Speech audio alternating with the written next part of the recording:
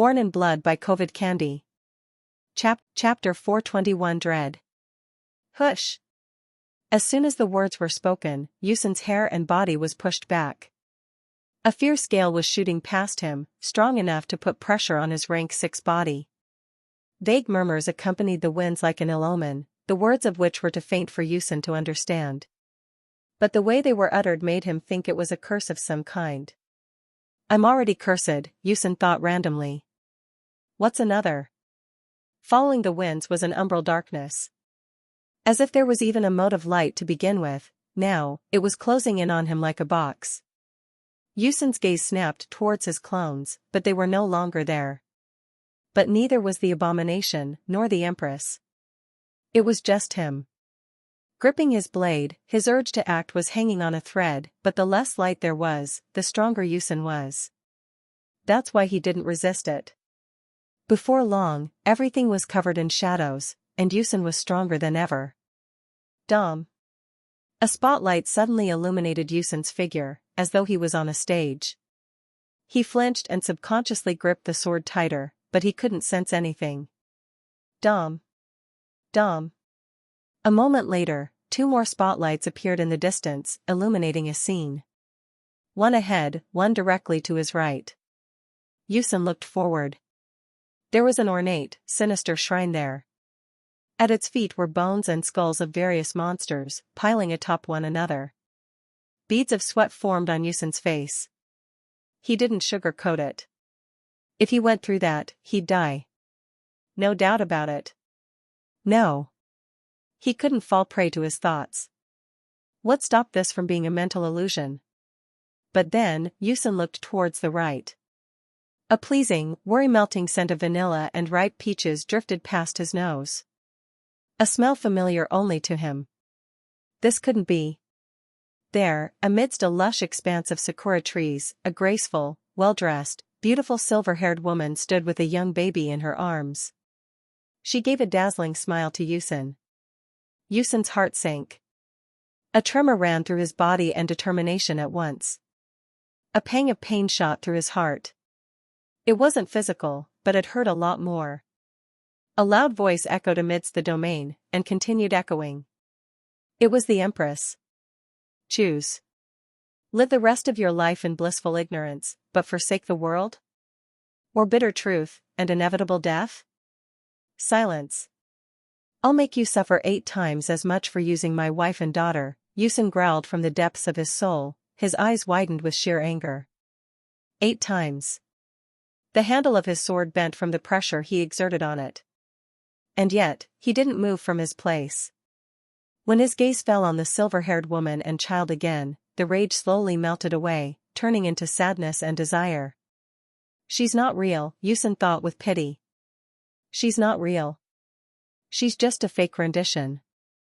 Life's been hard to you, hasn't it, dear? The woman said with a sad but warm tone. Your weary eyes have lost their light. A painful silence. I know it's been hard, my little light. Yusin's eyes widened. Little light. That's what she used to call him. It sounded just like her. He never got the chance to be born, did he? The woman said, raising the baby in her arms. I've named him Baron. Do you remember? Just like we agreed upon. Smelled just like her. Was just like her. And the baby? The baby had Yusin's eyes and his mother's hair. The lands the two were in were just as he remembered. Pink trees. Lush, tall grass. Blue skies and lovely clouds. Pre-war Alali. A safe haven. Subconsciously, Yusin's right foot took a step forward. There was no mental tinkering. It was of his own volition. Instantly, he stopped himself. What was he doing? It was fake. But did that really matter? Sometimes, dreams were more appealing to people than reality. Fantasy more than real life. And the burdens on Yusin's shoulders were heavy. Why couldn't he take a rest? He killed those who deserved it. Killed a few that didn't. Did good things. Did bad. He was a hypocrite. A selfish man. A slave to his revenge. Another slow step forward. But at the end of the day, it didn't matter. He was going to die soon. Time was running out. One more step forward. Another step and he would enter through the gate. His wife outstretched her lithe, gentle hand, urging him inside. Ucen reached out and severed it with his sword. There was no blood, and the woman didn't scream. She didn't react. She was blank. Empty inside. It didn't expect that. Ucen heaved a tense breath he didn't know he was holding. Then came the anger. You think I'd accept a fake if you'd killed the real one? Ucen growled. Nov, lb/in. His shadow demon mask was blazing with black flames, and his voice was even more distorted. Do you think I'm as green-hatted as your emperor? Faster than sound, Ucen's body burst through the black gate on the other side. The anger in him was enough to boil oceans. He let his body express the anger, and let his mind control it. As soon as he approached the shrine, something slowly emerged from behind it. The ground was covered with skulls, bones and skeletons, belonging to various monsters. Should have taken the deal, fool. She would have been the same as the one in your mind. Would have felt the same. Could have raised the child. Shame. Fury flared in Ucen's chest, warming his body. A moment later, the figure appeared in full view. It was the Empress, except, she was no longer human. Instead, she was 6 meters tall. With a female, muscular, broad-shouldered, humanoid form. She retained a human-shaped head, but without eyes. Other than long, snake-like tentacle hair. She still had a mouth, though. Filled with square teeth pressed together. Instead of ears, little white wings sprouted from the side of her temples. I am Rhea, mother of abomination, the Empress announced, spreading her arms proudly. Empress of fear. Her voice was too deep to be called feminine. Entering through the shrine and crushing the skulls below her monstrous feet, she spoke 2 words. Now dread. Chapter 422 Ego. Ucen's eyes narrowed at her words. He'd been a rank 6 cultivator for a while now, but he'd fended off the urge to grow an inflated ego. Partly because he didn't earn it, and partly because he wasn't the hard-headed type. The same couldn't be said about those who got to that point with their own 2 hands. They were all egoists, and the Empress of Drama was the same. Except for that one kid. He was always a damn egoist. With serial killer tendencies. KRSH. Crack. KRK. The mother of abomination took slow steps towards Ucen, as though wanting the dread to sink in. No such thing happened. Strangely enough, the rage in Ucen's body drowned out any fear in him. His hands and legs trembled, but Ucen didn't know whether it was from anger or fear. A small symphony played in the background, alternating between high and low octaves. It was slow, ancient, grim and eerie, paired with a choir of young girls chanting strange words that echoed throughout the space. It was like the prologue to a horror story. Or a funeral. Do you even know how weak you are? The Empress said with a little snicker. You're so angry it's cute. Like a puppy pretending to be a lion. Ucen cursed her and her 7 generations in the Alalian tongue. How mature, the Empress said with disdain. Ucen's shadows worked just fine. This domain wasn't a 100% killing move. It had rules of its own. For one, the choice the Empress gave Ucen wasn't fake. If he wanted to, he could have actually lived the remainder of his life beside a fake version of his dead wife. Even if she was an abomination. But he chose not to. The thirst for revenge was stronger than the desire for family. But now, he had to fight the Empress under her own rules and regulations. His mind raced for the next line of action. He couldn't fly. He tried already, but it didn't work. He couldn't sink beneath the shadows either, and there were bones for as far as the eye could see. If the rules of this place applied to him, then surely it applied to her? One had to know the opposition's law of balance didn't just affect cultivation prowess. It affected the boundaries of what one could do with their powers and abilities. If it wasn't the case, battles at the peak ranks would be settled incredibly fast, just because one party got the first hit. If one looked at it from another angle, it could be compared to a game. Participants may be weaker or stronger than each other, but there was no cheating involved. I can't teleport. I can't use my shadow clones either. She's just gonna keep bombarding me with abominations, isn't she? Yusin realized with a frown. Her abomination form doesn't look like it's made for battle, but for manipulation. As though answering his thoughts, Yusin's theory proved correct a second later. Kurkurkurkur. The skeletons and bones below Yusin's feet chattered and rose above the ground. Rank 5 abominations. Well, he called it. Yusin groaned in annoyance. Each skeleton rushed at him, reaching for his limbs and sword. A few were close enough to clutch his shins, pulling him under.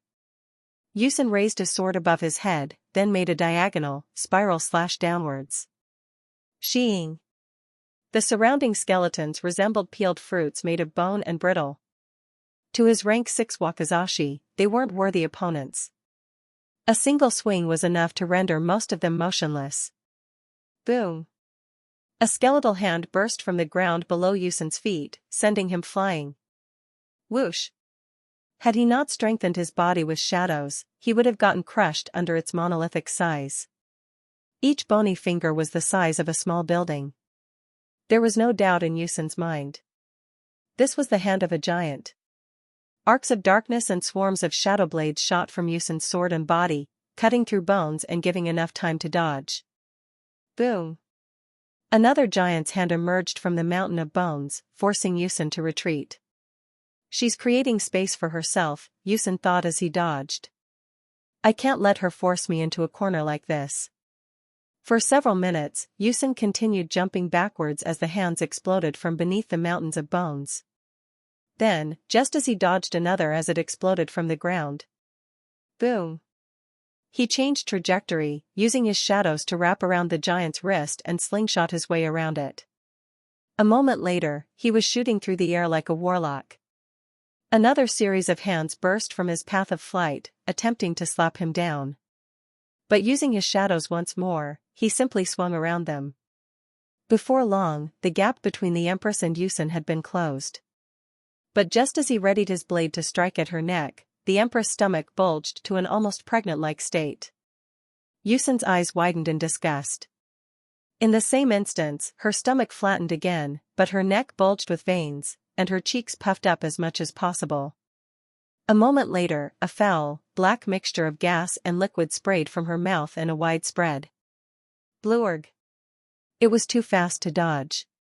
Obviously, Yusin stopped breathing, and his shadows covered him from top to bottom. But as soon as the gas made contact with him, pangs of pain struck him like lightning. It felt like eggs had grown within each of the pores of his skin, hatching with swarms of insects burrowing into his flesh. His eyes. His nose. His teeth. His jaw. His intestines. Biting, clawing, ripping into his skin. It wasn't actually happening, but it felt just like it. Yusin gnashed his teeth. But he didn't stop. Oval bin. His flight continued, albeit wobbly now, until the wakizashi managed to form a diagonal cut from the Empress' left shoulder. Shing. A pound of flesh left the woman's body, and a slight groan of pain left the Empress' throat. Chapter 423 Forgiveness. The two landed opposite to each other. Though, Yusin couldn't stop. With every second of staying idle, the skeletons below his feet pulled him down. He had to keep moving his legs and swinging his arms. But the feelings of bugs crawling in and out of him was relentless. Even with his shadows, it did little to protect him from the morbid sensations. Anger. More rage. Anger was the kryptonite of fear. It heightened one's urge to act before they ever got a chance to act again. If anyone else had been in his place, they'd succumb and scream from the top of their lungs. Not him, though. With newfound strength, Yusin turned around and shot at the Empress again.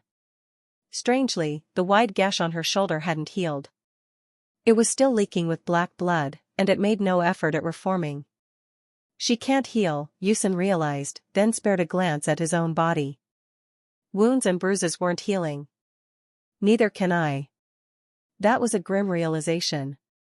Although this put both bodies' healing factors on equal footing, Yusin's frame was not as rigid and powerful as Ria's. Wounding her was going to be hard. The symphony and choir was tenser now. Louder and faster, rising to a climax. Abruptly, the bones below Yusin's feet were melting away, turning into hardened liquid. Yusin jumped and wrapped his shadows around the wrist of a giant, but it was melting like a towering candle shaft. The floor was lava. The Empress sank alongside her melting bones, sending Yusin a faint smile before disappearing below the white sea. Inwardly, Yusin cursed up a storm. The hand of the giant was sinking like a broken ship, and it would take him along with it. Frustration. End.He. Rage. Anger. He was tired of being dragged along. Treated like a lesser and looked down upon. His father was a prime example of that. His entire family, as a matter of fact. Thinking of them did nothing to quell the rage in his soul. Enough. All of Yusin's shadows condensed around a shadow sword. His shadows were no longer being divided between offense or defense. All of it had gone to offense, transforming into a single spear that burned with darkness and swirled with shadows. This left him basically defenseless. Just as the final fingers of the hand were going to drift under the white sea, Yusin leapt into the air. Whoosh! Then, he hurled the spear. Boom! The spear let out a sharp hiss as it split the air, then made contact with the thick white sea, booming with tides of unbelievable power. Instantly, several layers of the white sea were peeled open. And as his eyes brushed over it, he quickly spotted the Empress herself, taken aback by the sudden move. She attempted to swim deeper into the waters, turning tail like a worm running from the gardener's hand. As if he'd let her. Although Yusin couldn't teleport himself, the same couldn't be said with switching places with an inanimate object. He'd done the same with his shadow clones. But since the Empress had denied him their usage, she thought the switching ability was blocked out, too. She thought wrong. Yusin switched places with his spear, then immediately hurled an empowered shadow blade at the Empress' back. Ching! It struck. The shadow blade pierced through her back and spread corrosive roots on her muscular skin. Despite that, she tried digging deeper into the white sea, but Yusin switched with the shadow blade. Yusin locked his legs around the Mother of Abomination's waist, and his hands around her neck, tightening them as hard as he physically could. Ria bit down on his arm, sending another series of traumatizing images in Yusin's head. A moment later, she ripped off the limb entirely. He almost let go. The pain was too much to bear. Too much for the human mind. Almost. Instead, Yusin's inner world washed over the two like a thin wave, transporting both into a void separate to the one they were already in. The shock visible on the Empress' face was a delight to Yusin that trumped many. Now, they were in his world. The Empress ducked and headbutted Yusin as she rose to her feet, shattering a few of his teeth on impact and breaking his shadow mask in half. He lost his grip. The Empress was free, and she created as much space as she could within the black void. As she snapped around with a violent gaze, her eyes widened in shock. The mask was off. So were the bandages and most of the wrappings covering Yusin's body. Yusin looked severely anorexic. There was not a muscle visible on his body except that it clung to the bone underneath. His cheekbones were sullen, his eyes dark and drooping with heavy exhaustion. He looked more like a decrepit old man than a rank 6 cultivator. Each breath he took made it seem like it would be his last, before his chest would rise again for another. Ria blinked with pure disbelief. You're a corpse. Despite his pathetic state, Yusin managed a jagged, toothless smile. Takes one to know one. His quiet voice was incredibly raspy, like two sheets of sandpaper rubbing against one another. Ria started to panic. Despite how meek and weak Yusin seemed, the certain confidence that radiated from him was incredibly unnerving. Terrifying, even. Like he was watching a man running into a fire of death, and smiling as he did so. Wordlessly, Yusin took out the rank 6 wakizashi, raising it into the air and smiling at it. He heaved a long breath. Nori. Baron, Yusin said under his breath, his eyes slowly closing. Forgive me. The mother of abomination let her shock remain for no longer. Her stomach bulged as big as it could, and dense, thick-bodied abominations burst out from her mouth and surrounded her figure. The wakizashi exploded with the might of a rank 6 item. The inner world, the Empress domain, and patch of the ocean visible from space, had all exploded in quick succession. Chapter 424 Egg. The view was dazzling, but equally destructive. There was a flash of black light at first, followed by a boom that directly killed thousands of cultivators indiscriminately. Unfortunately for them, they were a little too near to the blast zone. How near? Well, 3,500 kilometers near. They had let down their guard for merely a moment, since the fight between Alucard and the Emperor had slowly died down. In truth, most of them were low-ranking imperialists, hoping to return back to their leaders. Following the boom, the earth and sky rumbled for several minutes. The shockwave itself had circled the earth a total of 5 different times, directly killing rank 2 and rank 3 organisms in surrounding countries. And countless civilians. Essentially, the explosion was 6 times as powerful as the strongest bomb detonated on Earth. Tsar Bomba. A nuke so powerful, the scientists behind it had to wisely dial it down to 50 megatons from 100 in fear of destroying the planet. And now, well, that meant nothing in the face of something so incredibly powerful. The heat produced caused a patch of the ocean to evaporate. Watching from the distant horizon, at a safe distance of about 4,800 kilometers, Liam's eyes narrowed to slits. He'd been in the dark throughout both battles. In reality, he wanted to linger a little closer to the islands to witness the fights. He didn't reckon it was often that rank 6 powerhouses fought, and he always felt his ambitions soar when witnessing grand events. But Elder Aki's wise words woke him up. You'll die, she said blankly, and so will we. And so they continued flying and flying. Still, with the distance between the two parties, Liam still managed to catch the major details. The fiery fists, the cyclone of flames, the 100 suns, followed by the darkening of the horizon and now, its explosion. It was like watching night and day take place right beside each other. Like the sun and a black hole were clashing against each other. For people, Liam thought with entranced eyes as the battle was concluding. Blood gushed from his ears, eyes, and nose, and his insides were an ugly mess, but he couldn't care less. The accumulated damage came as a result of withstanding the shockwave with minimal protection. As weird as it sounded, he wanted to feel the pain of just being in the vicinity of such powers. Just 4, average height and stature, n-0 veld 1n. And that's the impact they have on the world. That's their power. So many people died just from that. Liam's greed got stronger anyway. Just a few minutes after the explosion, there was a sudden pause. A reprieve from all the chaos. Still on his water dragon, Liam lingered mid-air for a few minutes. The oceans below him were boiling.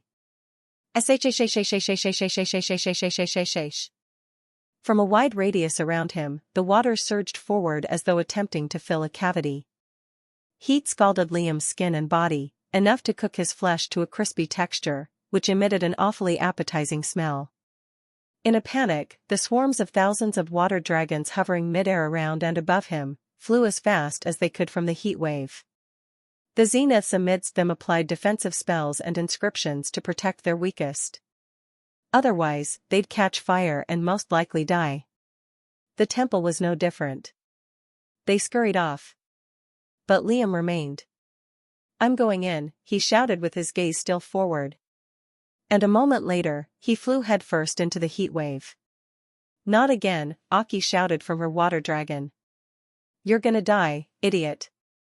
Someone stop him, Jane and Virium shouted from behind, but Liam was already gone. I hate it when you do this. Their voices trailed off as Liam grew further. As he flew into the heat wave, parts of Liam melted off. A loud buzzing noise filled his ears. It was like he was flying straight into an oven. The further he got, the deeper he melted.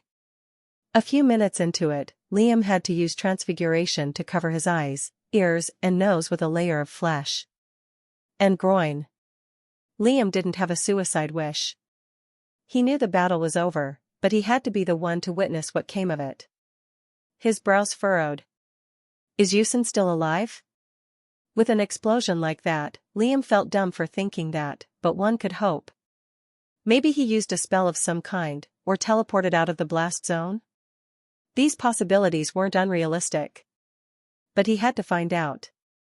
As he continued on his flight path, Ryu, Darius, and Jane appeared behind him. I hate it when you do things on your own, Jane said with clear annoyance in her tone. At least warn us. Liam wanted to say that he did, but decided the conversation was pointless. Elder Virium covered Liam with a membrane of liquid to combat the heat. Giving him a nod of thanks, Liam snapped his attention ahead.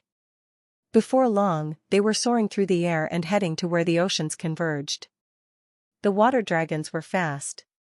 Although they weren't the strongest, with their skinny frame and thin sapphire scales, their speed was unmatched.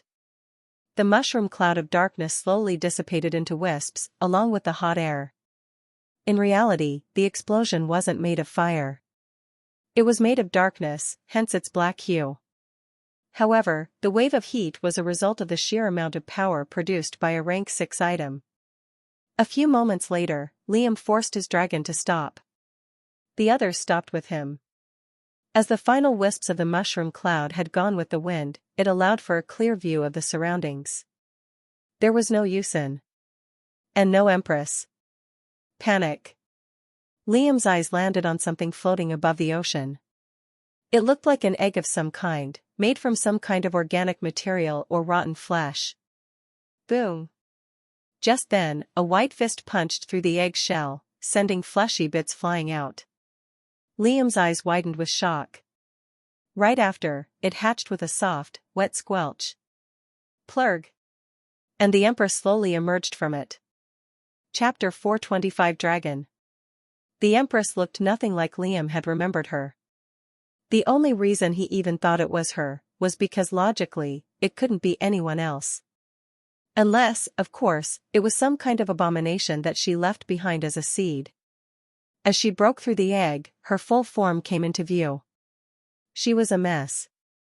Parts of her were missing. Her right arm was turned to ash. Her entire skin was corroded, as though someone had poured a bucket of acid on her head. Her chest had been torn into. And her lower body had been crushed. She looked incredibly weak in her abomination form. Liam's vision no longer swam when looking at her, though his legs and body still shook recklessly. Although the Empress was gravely injured, she was still slowly healing, though it was barely visible to the naked eye. Liam and the rest would die if they didn't turn tail and run. But they didn't. From the side, a familiar figure flew over. A massive limp body was gripped to his side. Ucladd and the Emperor of Courage. Ucladd had won. And from the looks of it, it was overwhelming. There wasn't even a single scratch on his clothes. Ucladd looked towards Liam and the group, sending them a vague frown. From the looks of it, Liam wasn't supposed to be here. Neither of the parties spoke, though, and Ucladd's piercing gaze fell back to the Empress. The Empress slowly rose above the ground. Despite having no eyes, her gaze snapped towards the Emperor. Her jaw visibly fell, a vague moan of painful anguish leaving her throat. In the same instant, her face twisted into an unearthly, ugly expression. She let out a nasty curse and shrieked from the top of her broken lungs, causing Liam's mental sphere to vibrate. It was on the cusp of shattering. 2 seconds more, and it'd crumble apart. Her stomach bulged in the blink of an eye, and her cheeks puffed up, but Ucladd was too fast. He snapped his fingers forward, and a bolt of red energy shot through the woman's stomach. There was no explosion or visible wound of any kind. But after spasming for a brief moment, she fell weightlessly into the ocean below, her attack stopping midway. The waves were pulling her this way and that, but Ucladd made a rising gesture with his free hand, and the Empress rose above. Then, she hovered over to his free hand. Liam was stunned with shock.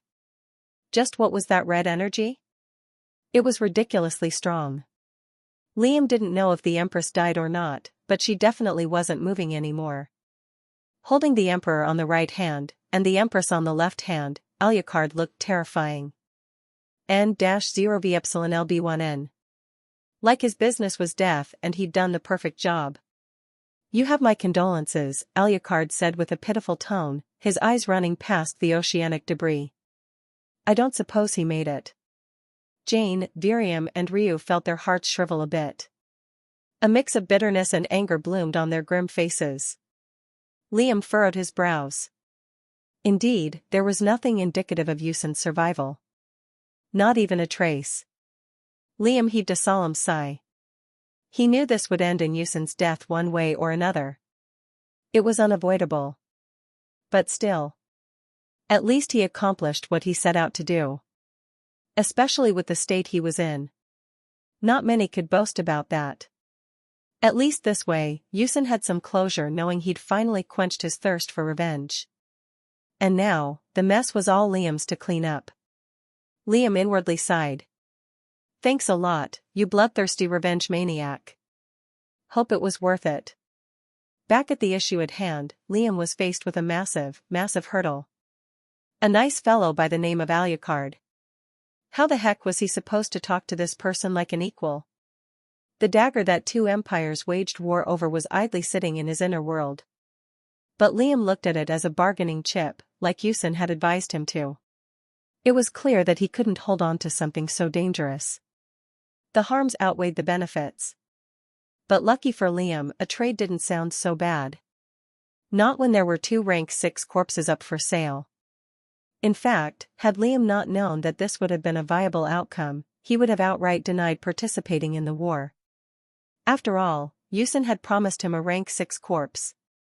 Ucladd looked at Liam with a searching gaze. He opened his mouth to speak, but before he could, sounds grew louder. Incomprehensible shouts, shrieks and other noises. Ucladd clicked his tongue, lowering his head with a dark expression. It was the dual empire. Swarms of imperialists had filled the horizon. Hundreds of thousands of them. The fierists were flying on their abominations, and all the couragists were airwalking through a special usage of their armor. I hate interruptions, Ucladd said with a quiet growl. Liam noticed his hands twitching in fragile restraint. From behind, opposite to the imperialists, were the allied martial art clans and the vampires. And in the center of this ramping carnage, was Ucladd, Liam, Virium, Jane and Ryu. They were more or less equal to the number of dual imperialists. Clearly, Ucladd hadn't ordered all his forces to support the war. Just him was sufficient. But as soon as the dual imperialists arrived close enough, their focus fell on the 2 familiar corpses Ucladd held in his hands. Their chests sank. Their empress, their emperor, limp. They were defeated, and attempting to fight a rank 6 powerhouse like Ucladd was blatant suicide. They didn't run, though.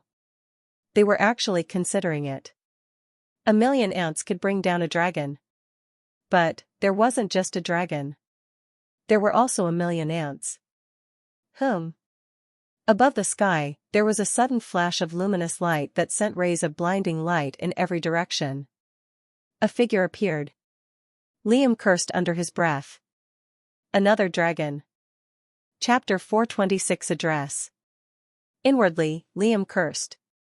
He'd swear physically, but not when under such scrutiny from all 4 angles. There were 4 parties involved. The vampires, the dual imperialists, the allies, and the temple. And now, Quan had arrived. He wore his usual platinum robe, a mane of glorious golden hair falling over his shoulders. Stupid prick was biding his time, Liam cursed. And now he shows up. And there was probably nothing Liam could do about his presence. I'm gonna lose my mind if another powerhouse appears. No matter how tight-knit the alliance was with the Temple of Shadow, a rank 6 powerhouse had too much authority for it to matter. In general terms, this meeting was between Liam and Ucladd, giving them more or less an equal ground to negotiate on. power dynamics were a thing. And now, with Quan's arrival, that equal ground had shifted significantly. If one saw this as a meeting between shareholders, the percentages between Liam and the other two would be glaringly different. To Liam's disadvantage, of course. For that, Quan was marked for death. Sooner or later. Quan's gaze fell to the left, where the imperialists were. Then, it fell to the right, where the vampires and the alliance was. And finally, it arrived back at the center of the field, to Liam and Alucard. What a brat, Quan shook his head with a solemn look. Perhaps I treated him too harshly. A blind man could tell the relationship between Yusin and his father was not normal. The two were deeply estranged, and had even been enemies at one point. N/.0 Veld 1N. Liam could relate. But still, relationships between kin are not easily severed in the cultivation world. Despite their fights, Yusin and Quan were still father and son. You've caught us at the wrong time, Alucard deadpanned with a blank look. This doesn't concern you, friend. There was a silent pause. Other than the whistling of wind and the folding of ocean waves, nothing was heard. Quan gave a toothy smile. You're right. It doesn't. A pause. Except, all this barren ground, Quan's gaze fell on the remains of the dual empire. I don't think you'll have much use of it. Liam hid a grimace. The land was up for grabs. Said who? Alucard said with a small frown. Acting like a vulture is bad manners, Mr. Quan. Ha, Quan laughed, but it sounded more like a bark. Vulture, he says. Might I remind you what you just did to those two corpses? If that wasn't vulturing, I don't know what is. Fair point. Alucard's eyes went dead. Then you don't know what it is, he retorted. I killed them. You did nothing. Quan shrugged with a sarcastic face, still unfazed by the threats. Tomato tomato. What use do you have for land anyway? Authority has its reach. You've built yourself a cushy nest back in Corsa. What's the point of moving? There was another silence. Quan's point was true. Corsa was already massive, and the more one stretched out their authority, the less authority they had. That didn't mean land was useless, though.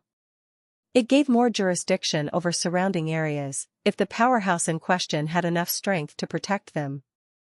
If you think I'll just gift you a country, Alucard said with dead eyes and a monotone voice, you've thought incorrectly. Liam was silent throughout the ordeal. He just hoped the two would give him safe passage before they clashed. Whoa, Quan said placatingly, raising his hands in a calm-down gesture. I never said anything about a fight. I'll offer something in return. The fact that Quan avoided a fight with the Pasha was a testament to his power. But Liam had a feeling he knew what that offer was. I'll give you the sacrosanct tree. A pause.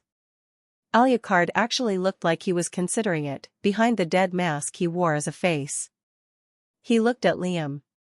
What about you? Alucard asked. You want no part in this? Liam was taken aback from the offer, but he didn't let it show. Liam wouldn't really mind the free space. 1. To accommodate the growing forces of the temple. The island was getting too cramped. 2. The dual empire was in a perfect place, geographically. It was distant from Ikoria and the Imperial Legion, which was a major plus. After all, with Yusin gone, Ikorian forces could get brave. Sure, Alucard's support was there, but it wasn't like the vampire king would live with him. And 3, if given the dual empire's lands, Liam could actually pave his way into making the Temple of Shadow a separate, independent country. That way, he could distance himself from politics as he got stronger. But there were several things wrong with this line of thought. Seizing land came with politics. It was unavoidable when pulling himself into that sort of thing, unless he was a rank 6 powerhouse. Damned if he did, damned if he didn't. It was a catch-22 situation in a nutshell. And with no powerhouse to his side, he wouldn't be able to maintain such a vast country on his own. Liam looked at Quan. Are you planning to move from Alali, then? Quan hummed to himself in thought. Maybe. Maybe not. I want to expand, not restrict myself. A moment later, Quan realized the purpose of the question. Liam was just worried that Quan might snoop around his work, since Yusin could no longer provide that support. Huh. Don't think so mighty of yourself, kiddo. I don't care enough to meddle in your affairs. Reassuring, if not a little condescending. But if they wanted to play politics, two could play that game. Liam looked back to Alucard. Mind giving me a minute? Alucard raised a brow, but he slowly nodded. The trading session came to a strange standstill. Liam glanced at Ryu. Do you have your voice amplifier? Ryu fumbled for a few seconds and nodded hectically. Ryu had a powerful rank 4 voice amplifier, which he used to motivate undisciplined acolytes with his grand speeches. He took it out and handed it to Liam. Raising its volume to the max, Liam placed it on his throat. Then, he flew his dragon a little higher, where the dual imperialists could see him clearly. The cloak, the hood, the clawed hands. It was him. The Reaper was to address them. Chapter 427 Good Hall. Not all the imperialists were aware of who the Reaper was. After all, not everyone had participated in the war. Just a small portion of them did. But as soon as Liam came into view, shouts of all kinds spread among both the couragists and the fearists. They weren't saying nice things. In fact, they were cursing him pretty badly. After all, it was Liam's fault they lost. Both sides. The fearists thought that the Reaper was on their side, but turns out, he wasn't. And the couragists, well, they always hated the Reaper. Both sides equally hated him. Liam inwardly braced himself. He made an oath to himself not to make any grand speeches. None. But now, with his voice amplified to an ear-splitting volume, Liam spoke in a matter-of-factly, authoritative tone. The emperors are dead. The 2 limp bodies to Alucard's sides were evidence. You no longer have a home, nor a leader. You're divided. Lost. Quan and Alucard slowly realized what Liam was attempting to do. And they didn't like it. The Temple of Shadow extends a helping hand. Fearist or couragist. I couldn't care less. You won't have to worry about marital quarrels or waging pointless wars. I won't send you to your death. As long as you obey, of course. The reactions were varied. You cloaked runt. You kill our emperor and try to take his place? Never. We follow an empress. Not a snake. You deserve to hang for your crimes. However, that was actually the minority's reaction. They were among the strongest, and by extension, the closest to the powerhouses. N/0V∈LB1N. The majority were silent. It was true. With an army as vast as them, there was no way for a single leader to rally such a powerful army. Besides, they weren't one faction. They were 2. Each imperialist had a life of their own. In fact, the fearists and couragists shared those lives. Love, they called it. Unity was incredibly hard to achieve, especially when in war. And yet, the Reaper offered them the shade of his banner. Sure, he'd caused the death of the Emperor and Empress. But what kind of leaders waged an artificial war over a dagger? And it wasn't the first time they did so, either. It was sadistic. It was cruel. And it wasn't fitting for a leader. Some fearists flew forward. Some couragists moved forward. The rank 5 leaders of the fearists and couragists had their eyes widened in shock. Traitors! The leaders instantly intended to attack the deserters. But then, they saw Liam looking at them with blank eyes. Daring them to do it. They couldn't bring themselves to. Liam was allied with Alucard and thousands of other cultivators. Before long, swarms of fearists and couragists were switching sides. Storms of curses and abuses flew behind them from those still loyal to the empires. Temple elders welcomed them with open arms, making the transition even smoother than Liam realized. Ryu had a broad smile on his face as he welcomed the couragists. He and them were cut from the same cloth. Jane, Aki, Orisa, and Kitsu herded the fiercists. Turns out, his clan was pretty damn good at managing themselves. Zeniths poured in by the dozens, guilty and pained looks on their faces. They didn't want to do this. This wasn't a good thing. They weren't happy. But this was an easy way out of a difficult situation. No rank 5s want to join, Liam thought. Shame. I could have used. Just then, a rank 5 Fierist flew to Liam's side. The Fierist was a graceful woman with long white hair and tanned skin. Her blind eyes were hooded, and her features sharp. Liam recognized her. She was the lead fighter within the rank 5 war for the dagger, and a formidable one at that. A fire elemental. She probably knew what Liam did to seize the star in the sky, and possibly respected him for it. However, this didn't mean Liam could trust her, or any of the imperialists joining their clan. Not yet, at least. Not until they were accurately assessed. Name, Liam asked curtly, and reason for joining. Kyrian, sire, the woman responded, lowering her head in respect. My husband died in a pointless war. I have not a shred of loyalty remaining for the Empire. I pledge my undying allegiance. There was a moment of silence. Liam nodded at her. You may leave. Immediately after, she joined the crowd. As Kyrian joined, so did a chunk of low to mid-ranking Fierists and Couragists. They no longer felt guilty about it. But unfortunately, no other rank 5s joined the temple. Probably for the best. If too many of them join, they could easily stage a coup and get revenge. 59 zeniths and 6,000 mortals. 1 rank 5. A solid haul. The rest had scattered with the wind, their motivation broken and their leaders reduced to corpses. It was done. Liam lowered his dragon back to Alucard and Quan, who looked just a little more annoyed than usual.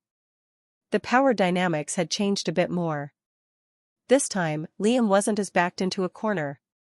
I don't think the island can suffice anymore, Liam said to Quan, sighing. Quan let out a deep breath. Fine. I'll give you a better place. And I get to keep the island, Liam added. Quan took another, deeper breath. Fine. A flash of light reflected in Liam's eyes. Quan had taken out a light-made sapling, brightening and dimming in slow breaths. He threw the sapling over to Alucard, who promptly waved a hand and caused it to disappear. Alucard got the sacrosanct tree. Quan got the dual empire's lands. And Liam had a dagger. But the trades were not over. You can let us be, Alucard said to Quan. You've got what you wanted. Quan scoffed. Shing. A moment later, he teleported away, leaving just Alucard and Liam. The dagger, Alucard said. What'll you take for it? A pause. One of their bodies, Liam gestured to the Emperor and Empress. Another pause. It was longer than usual. Alucard let out a tired sigh. I'm keeping their space rings. Choose which one you want. Liam felt like a kid in a candy store. Except, he had just 2 choices. A long, long silence of contemplation followed. Give me the Empress. Chapter 428 One banner. There was a reason Liam chose the Empress over the Emperor. The Emperor's body was marred and tainted with Alucard's blood. Liam was not comfortable drinking Alucard's ichor. If he knew it would make him stronger, perhaps he'd ask for a few droplets, if the Pasha wouldn't kill him right away, that is. But in reality, he was worried it might entail something different. A fatal side effect, or worse. The Empress, on the other hand, had a much more delectable appearance. Her abomination form had melted away, reverting her back to a relatively normal state. Even her wounds were healed up, and her black and white Roman toga covered her body. Despite the grand difference between the Emperor and Empress sizes, Liam felt safer going for the latter. Alucard threw over the Empress' body to Liam as though she was a bag of dirt. Liam grabbed her by the arm before she fell below the ocean, giving her a quick inspection. Her space ring isn't with her, Liam thought. Did Alucard take it? Can't ask for something like that, anyway. Regret. Rank 6 resources were, well, rank 6 resources. It was self.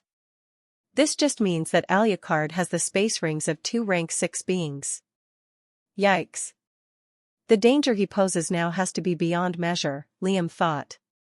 We've made an alliance with a walking calamity.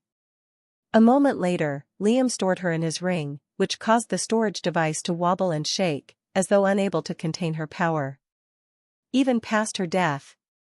After a few seconds, though, the shaking stopped, limiting itself to a constant tremble. The space ring itself was a rank 4 item with 200 cubic meters in space, and Liam wasn't too worried about it breaking. In the first place, it doesn't matter if it breaks or not, Liam thought. Everything inside would just explode outward like an uncoiled spring if it did, but nothing would be lost. Then, Liam focused back on the situation at hand. Reaching into his shadows, he pulled the luminous dagger out of his inner world. It still retained its brilliant brightness, reflecting in the odd eyes of those present. Liam slowly threw the dagger towards Alucard, who caught it instantly and gave Liam a terse nod. A moment later, it was gone. Now then, Alucard said. I suppose that's all for today. The sun was setting over the horizon, casting vermilion shades over the skies. It was a long day. There were still matters to be dealt with, and plans to formulate. Liam nodded. Didn't the Dual Empire have allies? Liam asked with a serious look. They'll come for revenge. Alucard made a cold smile. The only allies they had were the Icorians. And don't think I forgot our agreement. We'll be giving them a visit soon. You and me. Inwardly, Liam sighed. Right. He'd forgotten about why Alucard had given them the alliance in the first place, through exposing the royal schemes. Starting another war straight off the bat was stupid and unwise. There was no way Liam, or Alucard, was going to do so. Not without preparing. Prepare well, Alucard said as he turned around, flying towards Corsa. Until we meet again. And that was that. Liam spun his water dragon around and flew as fast as he could towards Alali, swarms of acolytes, fierists, and couragists trailing behind him. All under one banner. Soon enough, the figureheads, elders and acolytes of the temple soon touched down on the island. There was a staggering number of people available now, and there wasn't enough room for the space. Of course, there was a temporary fix of having the earth elementals to extend the island's length by a bit. But turning it into a permanent solution would be too much of a hassle. They'd have to go beneath the island and start building from the roots up, which was incredibly dangerous due to the magical beasts living beneath the depths. Kyrian was beside Liam when they touched down. She'd flown closely behind Liam throughout the whole ride, making sure not to go in front of his water dragon. Perhaps it was a respect thing for the fierists, but Liam still didn't trust her. Not fully. You can choose a place that fits your needs. Or have someone make it for you. Until then, that building over there is mine. Liam pointed to the temple beside Yusin's. Space wasn't an issue to him, so he didn't mind staying in the same place. I don't have demanding living requirements, sire. I would prefer to guard at your side. Liam rubbed his face. This was another jargon situation. Liam's gaze fell on the acolytes of the temple. They were still grieved. Mourning the loss of their leader. They hadn't even said their last goodbye to him. NOVE.LB/N. Liam took a deep breath. He wanted to begin eating the rank 6 corpse straight away, and perhaps enhance the king's eye through Humpty, but wounds could fester if left untended. Just then, a low-ranking acolyte ran up to Liam with tears in his eyes. Master Liam! Master Liam, he shouted, snot running down his nose and dribbling down his chin. He was carrying something in his hands. A half-broken mask. Yusin's. The elders watching had their pain-filled eyes widened. I spotted it drifting past the ocean waves, the young man said, wiping his tears and snot. Liam slowly took the mask from the boy's hands. It was cracked diagonally. Ripped in half. "Jane," Liam called out, and the elder's face grew serious. "You can rally everyone and have a proper burial. There's no body, so you'll have to make do with the mask." After a short pause, Jane nodded solemnly. Liam handed her the mask, which she caressed gently. They left, preparing for the funeral. A moment later, Liam was moving towards his quarters with Kyrian beside him. "Sire, is there a reason why you asked for the Empress body?" she suddenly asked. "Are you perhaps a necker?" "No." Chapter 429 Friend. Kyrian had a confused look on her hardened face. "Then, why need her body?" Liam contemplated whether or not he should answer. Judging from Kyrian's mental waves, at least, what Liam could understand from them, she wasn't intending betrayal or deception. In fact, she was suppressing her aura in order not to intimidate Liam. "I eat people to grow stronger," Liam answered. "I see," Kyrian said with a serious face. "I am almost jealous. And kind of scared." A pause. "What abomination can you control?" Liam asked her as they continued walking, changing the topic. "I wasn't able to see you fight properly." "Two types, sire," she answered. "A physique enhancer, and a flame shooter." Instead of explaining further, she outstretched a hand, causing it to transform into a vicious, oversized claw, swirling with crimson flames. "This is just one hand. I can do the same with the rest of my figure. Makes me stronger and tougher to kill." The elders watching from afar were alarmed, trailing over Liam and Kyrian in fear of an assassination attempt.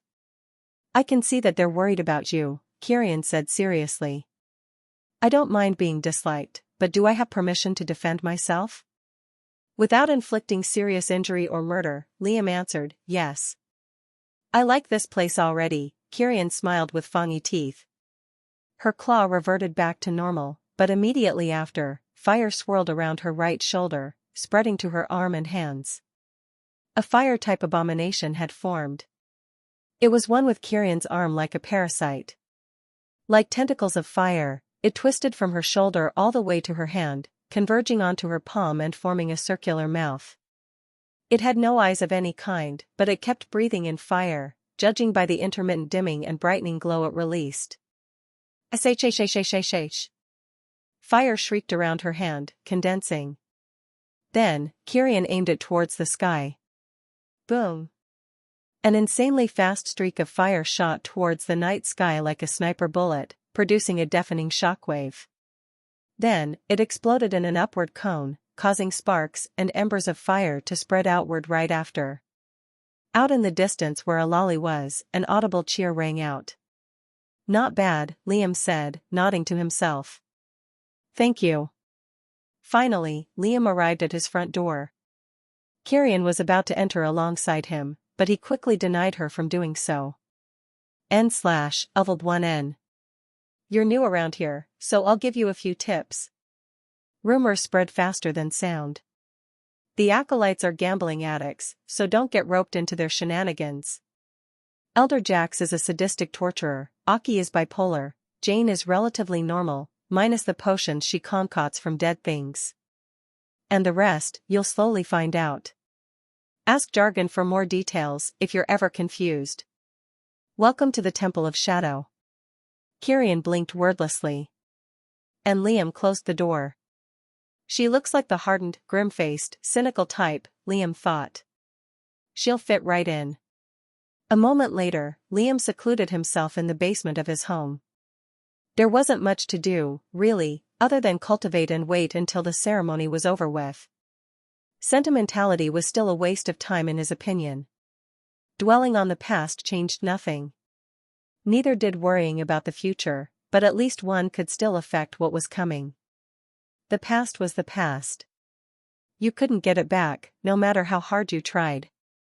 All you could do was lift your chin and move forward. This was one of the reasons why Yusin put Liam in charge. Perhaps he needed someone who wouldn't falter or give in to emotion, no matter how affecting it was. Liam caressed his trembling space ring. After this, Lips curled to a smile. I'll become a zenith. My mental sphere's already close to advancing, but there's no way I'll still be stuck in the mortal ranks after eating her entire corpse. The self-tribulation will be the hardest to undertake. As long as my core and chaos pearl don't advance at the same time, I'll be fine. I can't even imagine the tribulation that could come with a rank 4 chaos pearl. Perhaps it's even harder than the self. There's also my blood. Liam was getting giddy just thinking about it. Rank 4 blood. Rank 4 chaos pearl.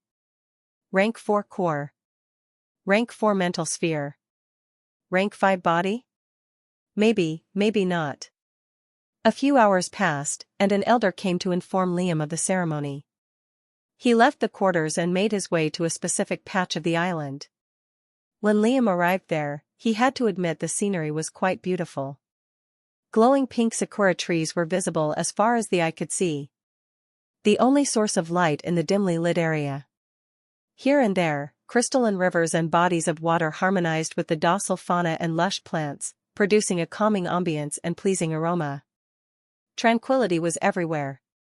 And in the center of it all, an obsidian headstone, below which was Yusin's broken mask. Thousands of elders and acolytes were huddled around it. Liam watched from afar, crossing his hands over his chest as he leaned his foot against a tree.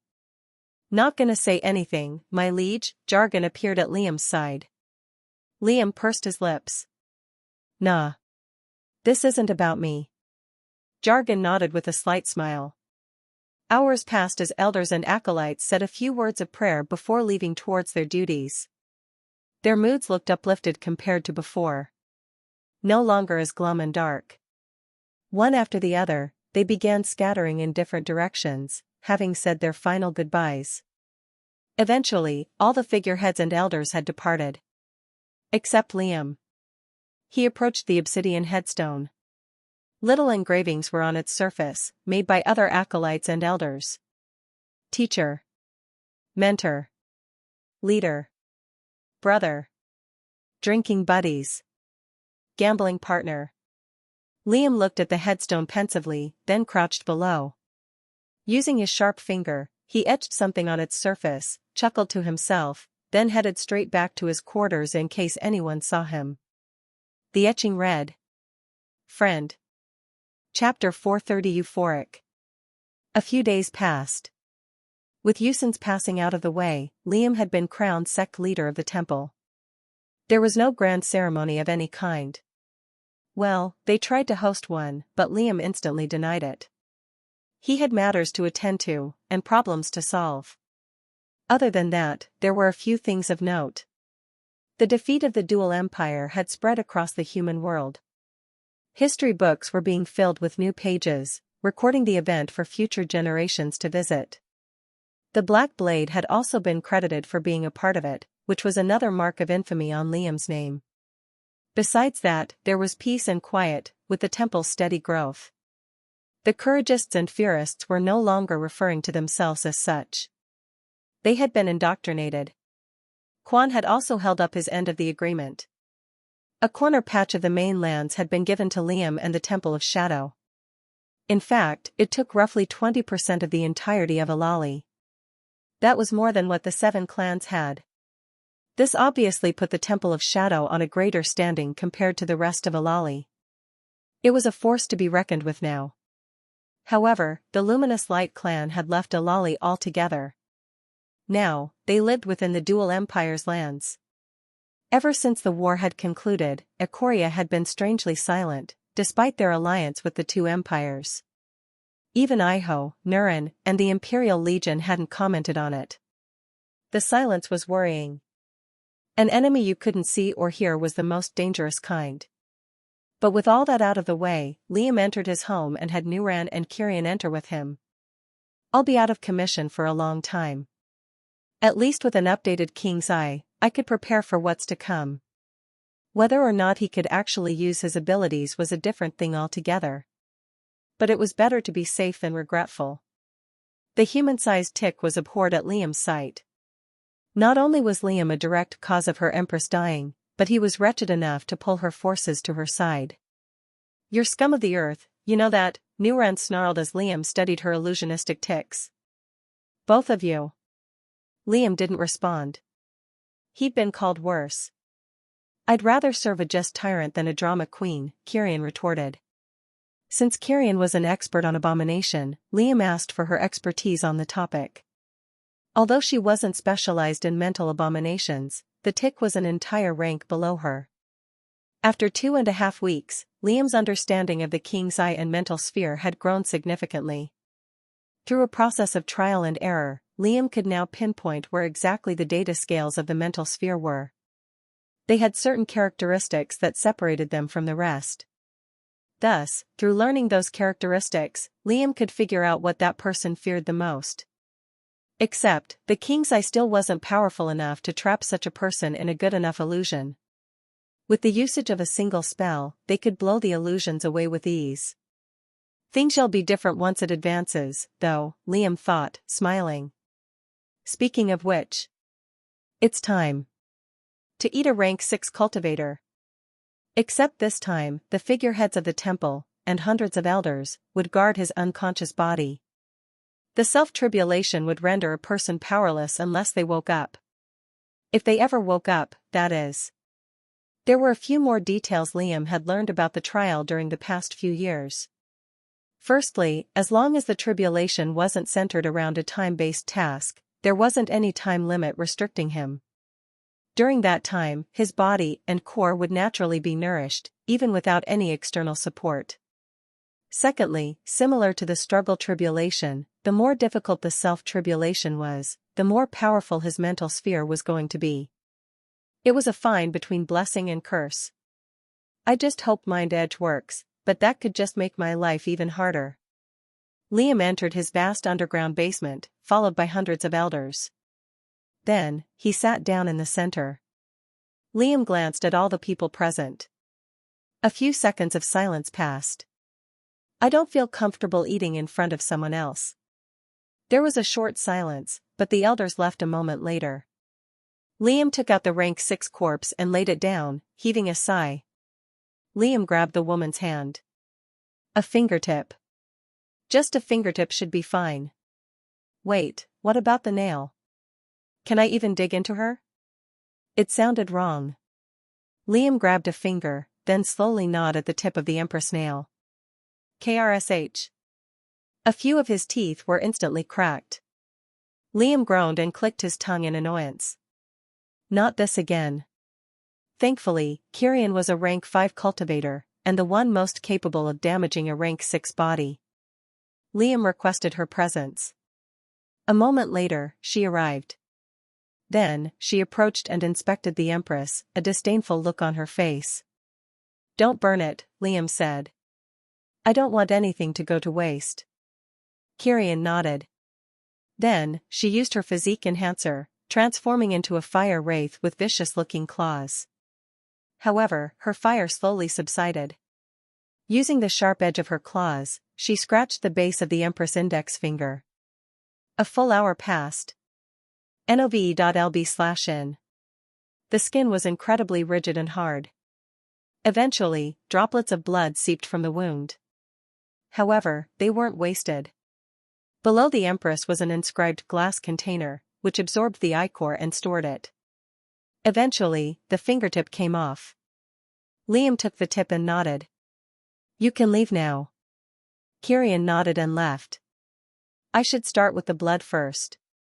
Liam patiently gathered all the droplets of blood from the container. Then, he sipped it like wine. Liam's eyes constricted to a thin line and his skin went red. His blood burst with new energy washing through each individual cell. It felt euphoric. Chapter 431 White Void. Instantly, Liam moved to digest the drops of blood. It was much more potent than Liam imagined it would be. He felt like a balloon that was slowly expanding, and would eventually explode if he didn't digest the nutrients in time. If this was just the blood, what about the rest? Thankfully, Liam had nowhere in particular to be, so he could take his sweet time. Slowly, the boost of power came to a stop. He was still at the peak of rank 3 of his blood, since the nourishment was equally divided between his other centers of power. But still. I just need to advance my mental sphere first. Blood, body, and core can wait. Liam put aside the body for the moment. Instead, he took the psionic rune and trained with it for the next few weeks. That's literally all he did. He didn't eat or drink or cultivate. He didn't socialize. He didn't leave his room. He slept. Woke up. Trained with the rune until his eyes were red. Then slept. Then repeated the cycle again and again. 2 weeks later, and he was confident that his other centers of power weren't near advancing as much as his sea of consciousness was. Upon which, Liam drank the remainder of the blood. Then, he slowly digested it. After he finished doing so, taking a short break, he threw the fingertip into his mouth. Instead of chewing, he just swallowed it, bracing his stomach as much as he could. Chewing was pointless. His teeth would break apart before a nick appeared on the finger's skin. The fingertip tumbled down Liam's esophagus like a rock down a well. Then, it plopped into his stomach acids. Like a Mentos to a fizzy drink, Liam's insides were boiling. Liam's stomach visibly expanded to a fat size. His ribcage and heart was pushed back. Some of his bones cracked out of place until he forced them back into their original position. There was a tug of war taking place within his body. It was painful. But the more he endured, the stronger his body, mind, core and blood felt. Liam's pores started to leak blood, causing a puddle of crimson to form below his feet. Liam's entire figure looked as though someone threw a bucket of red paint over him. As the seconds ticked down, Liam's mind expanded at a visibly noticeable rate. Well, visibly noticeable didn't sound the fastest. However, one had to remember how slow the mental sphere progressed. It would take entire months for the barrier to move just a few centimeters from its place. Tremors ran through his core and chaos pearl, while his body shook like an active guitar string. On the other hand, his blood was literally on fire, his cells on the cusp of bursting apart. This tug of war, or wars to be precise, continued for the next hour or so. Until finally, it came to a stop. Liam greedily gasped for air until he no longer had to. Then, he looked down at the filth and grime that puddled beneath him. This is going to take time. end.O-VE/L-B.I/N.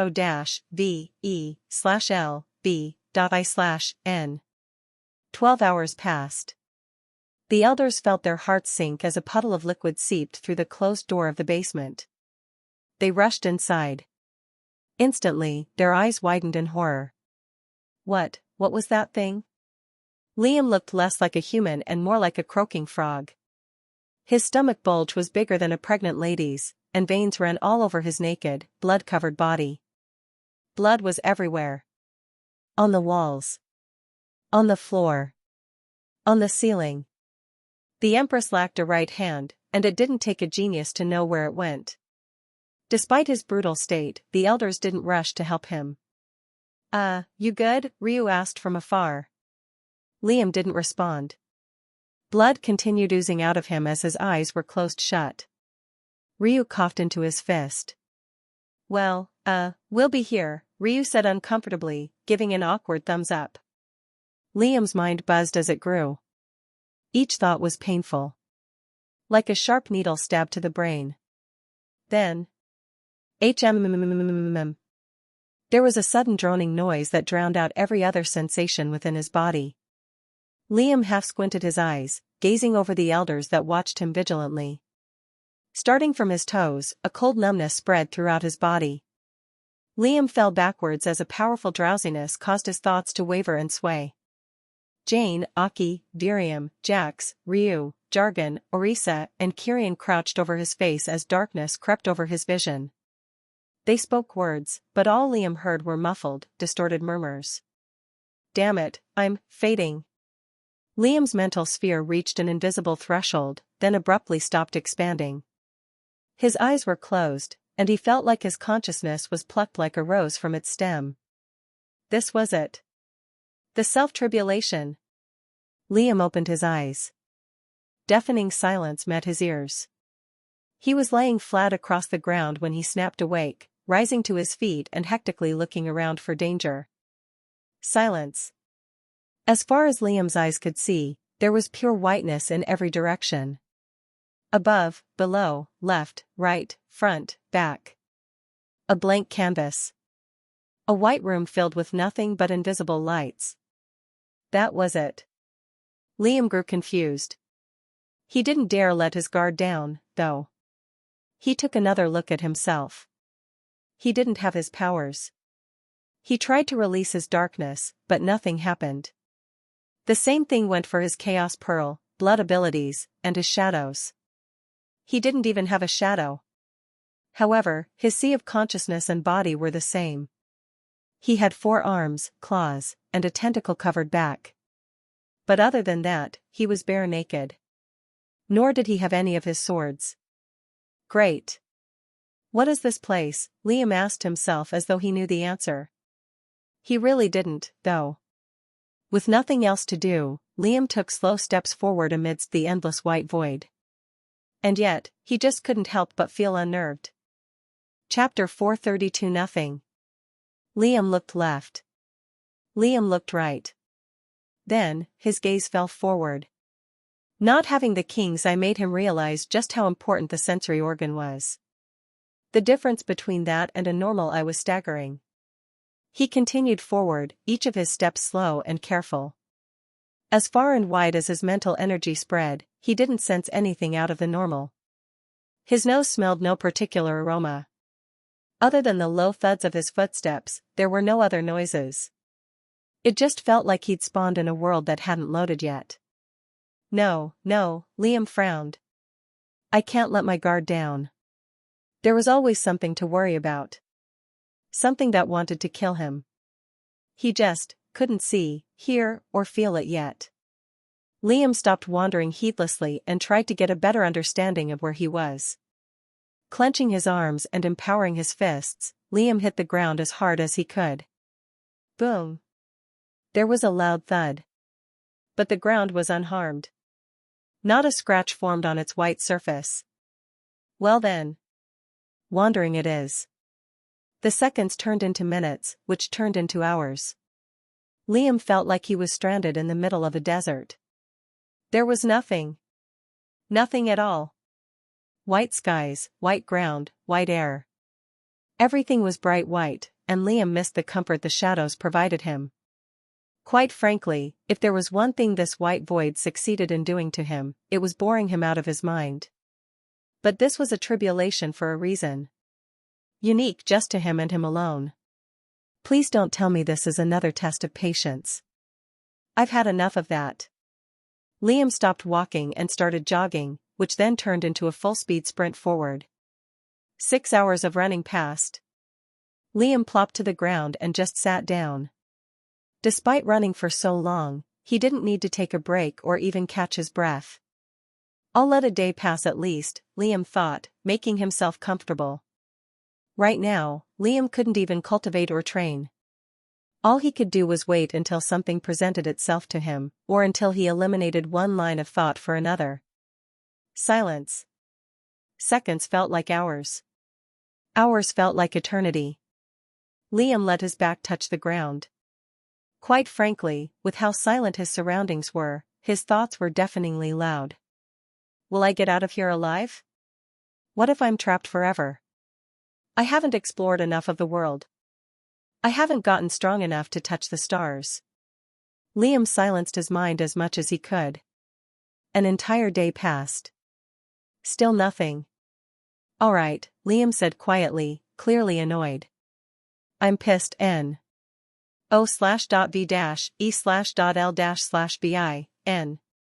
Liam shouted into the air from the top of his lungs, cursing. His voice barely echoed. A bright idea suddenly surfaced in Liam's head. Hey, that's not bad. Liam tensed one of his arms. Then, he stabbed himself in the thigh. Blood leaked from the wound in a steady stream, painting the blank white surface of the ground. It worked. What exactly did Liam want to do? Well, the whole place was white. Using his blood, he could simply track where he was going, and whether or not the white void was as vast as it seemed. As the blood flowed behind him, Liam started moving forward. A trail of ichor followed him. He ran, and as the wound slowly closed up, he stabbed himself again to refresh it. Thankfully, my body's regeneration is still the same. I don't have to take breaks in order to refresh my blood or anything. But in reality, Liam's blood regeneration and his bodily regeneration were vastly different. The former was incredibly potent and powerful, but that's not what Liam had. Here, his blood didn't. After a solid 5 hours of running while dripping a trail of blood, Liam spotted something in the distance. It was a red dot. As he got closer, it became a line. Then, a trail. A blood-red trail. Liam looked back. Then, he looked back at the trail of blood. Liam grimaced. I was walking in a straight line. How did it connect back to where I stabbed my leg? The place was looped together somehow. Liam had no idea how that was possible, but somehow, directions didn't matter in this dreadful, desolate place. At least he figured out something, though. Another moment of silence followed as he mulled over what to do next. The blood isn't drying, Liam thought. Now that I think about it, there's no temperature here at all. Stabbing himself and running like a limp idiot wasn't the brightest plan, but it was all he currently had. Thus, that's what he did. Chig. KRSH. SHG. Except this time, he stabbed himself everywhere. The shoulders, legs, arms and hips. Now, he basically resembled a piece of Swiss cheese, through which blood leaked like an open faucet. Strangely, the pain he felt was amplified somehow.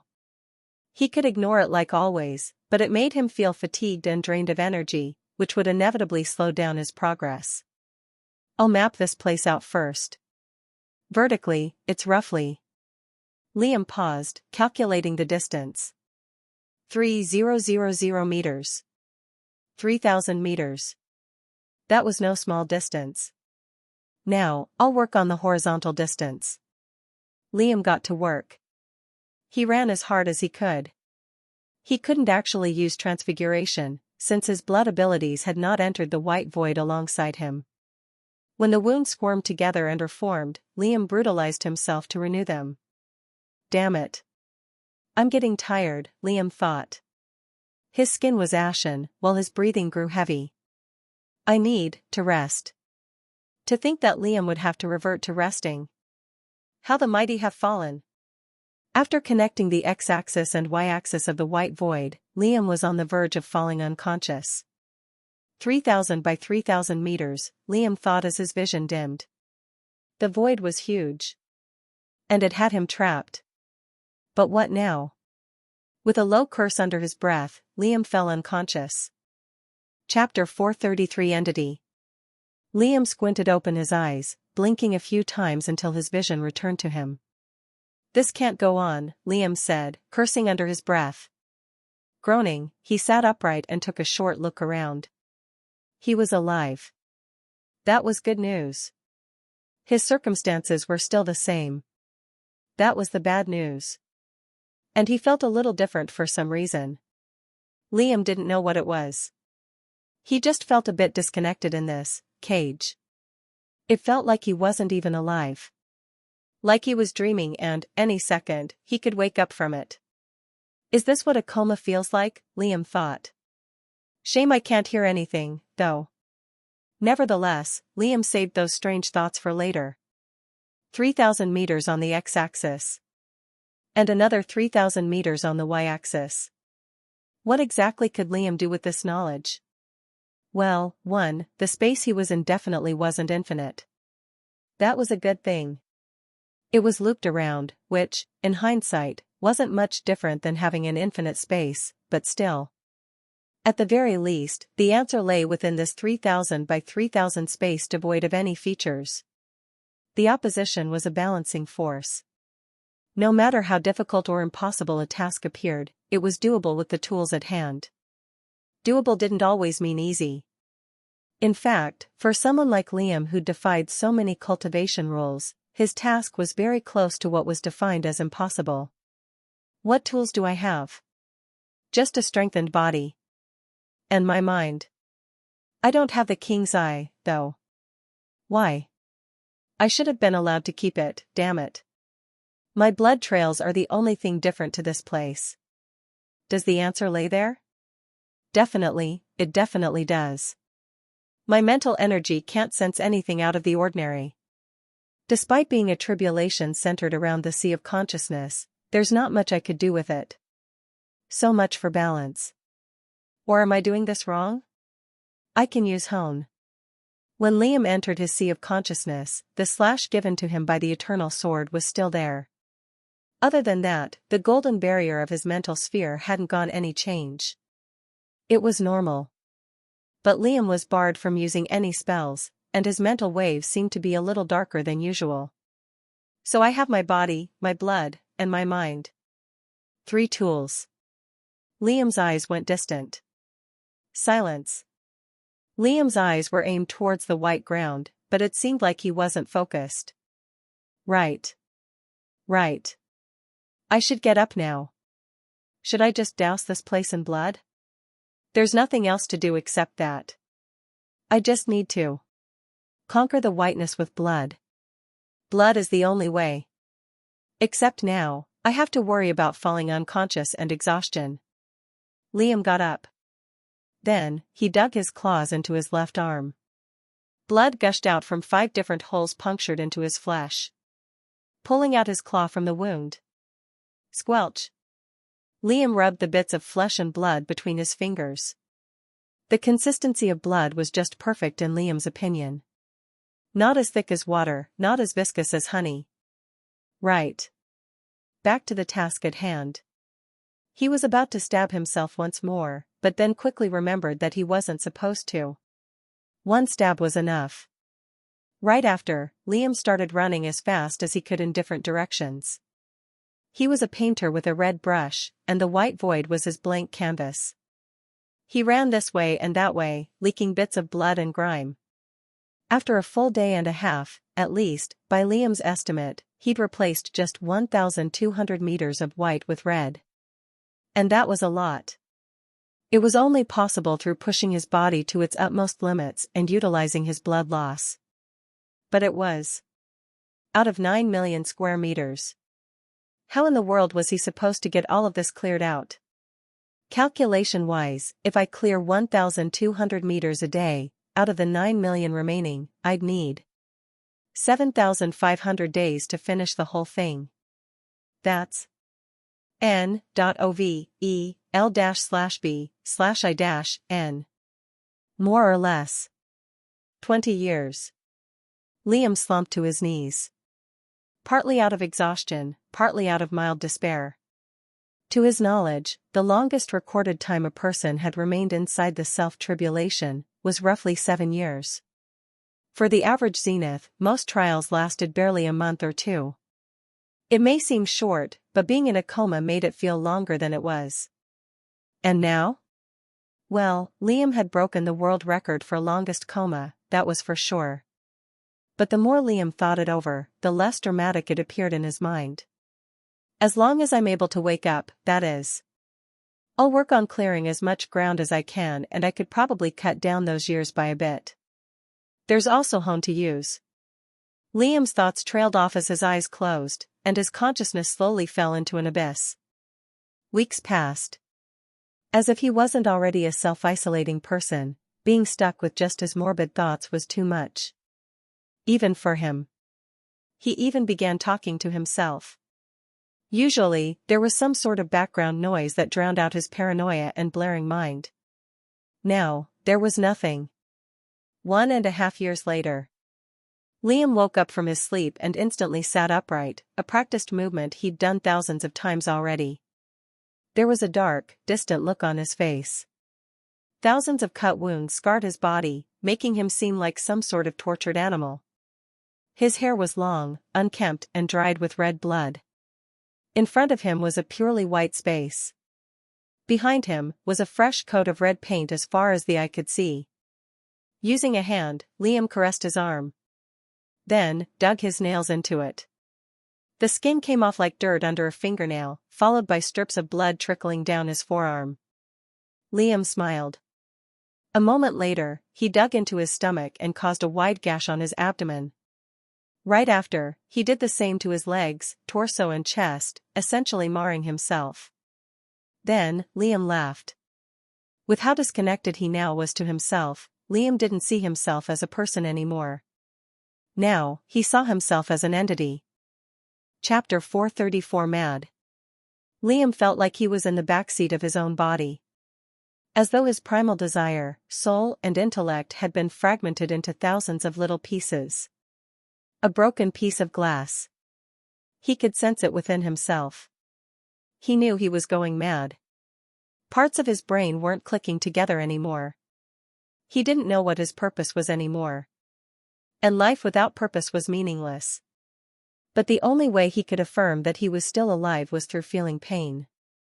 But over time even pain felt fake. It felt unreal.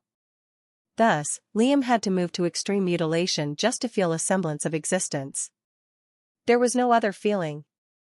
There was no food, temperature, sounds or smells of any kind. Liam ripped off his top right hand. "It's okay," Liam said to the hand. "You'll grow back. It's no big deal. Stop crying." Using the stump of his bleeding hand, Liam walked through the line where the wet blood met the whiteness. It wasn't dried. After all, there was no temperature. He slowly whistled to himself. More time passed. Liam stuck a hand through the gash on his abdomen and pulled something out. end.He/l/b/i-n. It was his entrails, slurped out of his guts like a singular noodle. In reality, Liam was not supposed to have any guts. They had been converted into dense muscles, and yet, for some reason, the white void had reverted some parts of his body back to a human form. Liam looked at the guts blankly. They say the eyes were windows to the soul. And yet, if one looked at Liam's eyes, they wouldn't associate him with a living being. Liam continued yanking out his entrails until his body felt half empty. Using those entrails, he began scrubbing the white floor, like he always did. Time passed. Liam didn't know how long. All he knew was that he was no longer Liam. Liam Royce was Darius King. Darius killed his dad. Liam killed his dad too. But they had also killed their moms. It was a funny parallel. Both times, they had caused the death of their mothers indirectly. Liam cried. Liam laughed. Liam smiled. Liam felt regret. Liam felt disgust. Liam felt love. Liam felt envy. Liam felt shame. Liam felt anger. Liam felt sadness. Liam felt pride. Liam felt humiliated. Liam felt rejected. Liam felt bitter. Liam felt betrayed. Liam felt respected. Liam felt anguished. Liam felt mentally unstable. Liam felt hundreds of different emotions in quick succession. Like wearing a mask, he could alternate between them like an actor. Liam cut off his finger and pretended it was a cigarette. Then, he smoked it. Right after, he had a lengthy conversation with his therapist about the decisions he'd taken that led him to this point. The therapist was, of course, himself. A heated argument followed. The conversation ended with Liam sticking his claw into the therapist's stomach. Of course, he was the therapist, and he had stabbed himself in the stomach. Liam looked like a donut. He laughed at the sight. Then, Liam sang to himself. As his entrails and bodily organs slowly healed, he used his intestines to skip rope. It was actually fun. Liam didn't know what he'd become. Was he always like this? Or did he become like this, through a series of self-inflicted tortures? When would it end? All he had was whiteness. Yes, the whiteness. He had to drown it all out. Drown out the whiteness. It felt like eternity had passed. Liam's black hair had gotten incredibly long. It was 4 times the length of his body. He used it as a brush to spread the redness. His body appeared rotten with blood. Cut, open, cut again. But eventually, there was just a circular patch of whiteness left. Just a little bit. Liam cried in joy. But he didn't feel either of those emotions. He didn't feel happiness nor did he feel joy. He just imitated them. The only real emotions he felt were disgust, disdain, hatred, revilement, bitter irony, sarcasm and abhorrence. And he didn't know why he felt only those. Slowly, only a handspan of whiteness remained. Shig. Liam formed a wide gash on his forearm, then let it drip over the whiteness. Now, there was not a patch of white ground that wasn't covered with blood. Liam sat on the ground, waiting patiently for something to happen. Silence. A menacing, dark look was on his scarred face. For 1 minute straight, nothing happened. And then... Whish! All throughout the 9 million square meters of space, little clots of Liam's wet blood rose above the ground. They swirled like a miniature cyclone, growing in width and height. As they did so, a monstrous form emerged from them. Right. I'm not surprised anymore. Just quickly get on with it, Liam said with a loud yawn. This is getting repetitive. The little clots of blood formed versions of Liam. As they finally formed, their faces turned into pure alarm and confusion. So much so, they looked extremely wary of one another. And there were thousands upon thousands of them, as far as the eye could see. Liam raised a brow. You do realize you're all clones, right? Liam asked a nearby version of himself. Do you not know where you are? As the real Liam spoke, everyone's attention simultaneously snapped towards him. Silence. We're clones, the Liam clone muttered with widened eyes. He looked to the side. All of us? A wave of shock passed through the Liams present. Awkward. Liam said with a pained look on his face. If all the Liams present were actually Liams, then the real Liam had a feeling he knew what they'd do. But... Another Liam clone said, You're real, aren't you? Silence. Liam sighed regretfully. Indeed I am, friend. But how does one differentiate? What if I'm fake, and you're real? The army of Liams suddenly had dark looks on their faces, sinister lights in their eyes. Just what in the world caused him to become like this? The difference between them and the real Liam was staggering. Unlike the real Liam, the fakes were all in pristine condition, uninjured and nourished. And the real Liam, well, he looked like something that was born in solitary confinement, and slowly went crazy along the way. And yet, the fake Liams felt a certain danger from the real Liam's form. If we kill you, do we take your place? Another asked quietly.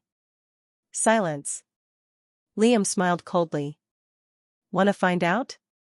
Chapter 435 Civil War.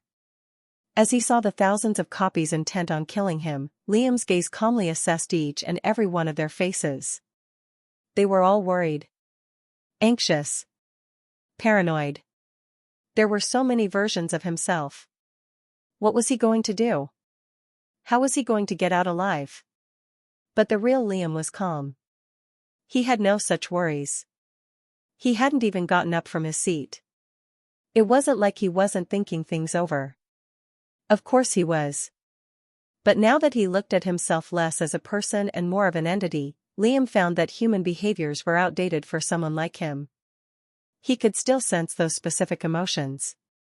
But he could never express them genuinely again, nor go back to how he originally was. Was my sanity sacrificed for a rank 4 sea of consciousness? Silence. Liam scoffed under his breath. I'm not an Ashura. I'm not a human. I'm definitely not a shifter. I'm not Liam Royce. Not Darius King either. I'm something else. What use is sanity if it holds you back? On the other hand, all the Liams were actually real. The previous copies Liam faced were lacking in one department or the other. Yet, the ones before him were undeniably the real thing. Perhaps formed through his own consciousness. Living is overrated, boys, Liam said as he rose to his feet, cracking his shoulders and stretching his torn muscles. Now, hear me out for a second. I haven't seen another soul in quite some time, and I'd love to have a friendly chat. Why don't we sit down and have a brief talk? I've always wanted to know what a conversation with myself would look like. This doesn't have to end with a fight. We've always been civilized, right, guys? The other Liams were absolutely shocked at the real Liam's sight. After all, they had never thought they could turn into something like this. No matter how much torture or pain Liam had gone through, he had made it out in the end as more or less the same person. Burned alive, frozen alive, stabbed through every orifice of his body, and much more, had never been enough to render his mind broken. And yet, here he was, a sarcastic menace that was a glaring contrast to Liam's real personality. This couldn't have happened through normal means, one Liam said with a grimace. This is the self-tribulation we're talking about. He was being changed and he didn't even realize it. The other Liams paused with conflicted expressions, each one processing it in their own way. But they were all the same, so the thoughts that ran through their heads were more or less identical.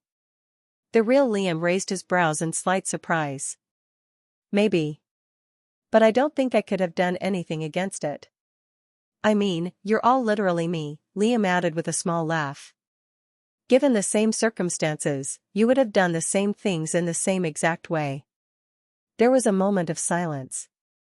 I can't deny that you might be right. One Liam said in response, and there's a chance that we both might just die if I kill you. A pause. Liam felt a but coming. But what if that wasn't the case? What if I could kill you and take your place, reverting this change entirely? Liam laughed. Unreasonable, selfish and stupid. You just want to be the one to live and take my place. Liam spread his arms. Look around you. They're all thinking the same thing. Silence. The Liam copies were stunned for words. I see, a Liam further ahead said under his breath. I actually agree. Think of the bigger picture. Just then, the Liam in question stabbed himself in the head, dying. He fell to the floor with a faint thud. Wow. I didn't actually expect that, Liam said, pleasantly surprised. He smiled. Well, there's an example we should all follow, no-v/e-l-b-.i-/n. Since all the Liams were the same, Liam presumed that they'd all follow the same line of action. But there were slight deviations that emerged amidst their thought processes. Like branches of a growing tree splitting off the trunk, their decisions were in slight contrast to one another, despite being from the same idea. No use risking mutual destruction for a small chance of survival, another Liam said. For the greater good. Shig. Another had killed himself. Liam made a grin. It was different from the usual kind he would make. Less cold but somehow more eerie. Quite frankly, seeing himself kill himself for himself was a strange delight. Chick. SHK. Chig. A wave of thuds rang out as more Liams killed themselves one after the other. They were wise. Sacrificing themselves for Liam's guaranteed existence was the safest option. After a while, though, the thuds stopped. By then, more than 1/3 of the Liams present had died. But the rest stubbornly remained alive. No more for the greater good? Liam asked out loud, but the only responses he got were murderous looks. Fools, Liam growled, but there was no anger in his voice. Just disgust. Come, then. Liam clenched his 4-clawed fists. He waited patiently for the first move. Who doesn't love a classic brawl? A pair of Liams slowly approached him from the sides, their 4 claws outstretched.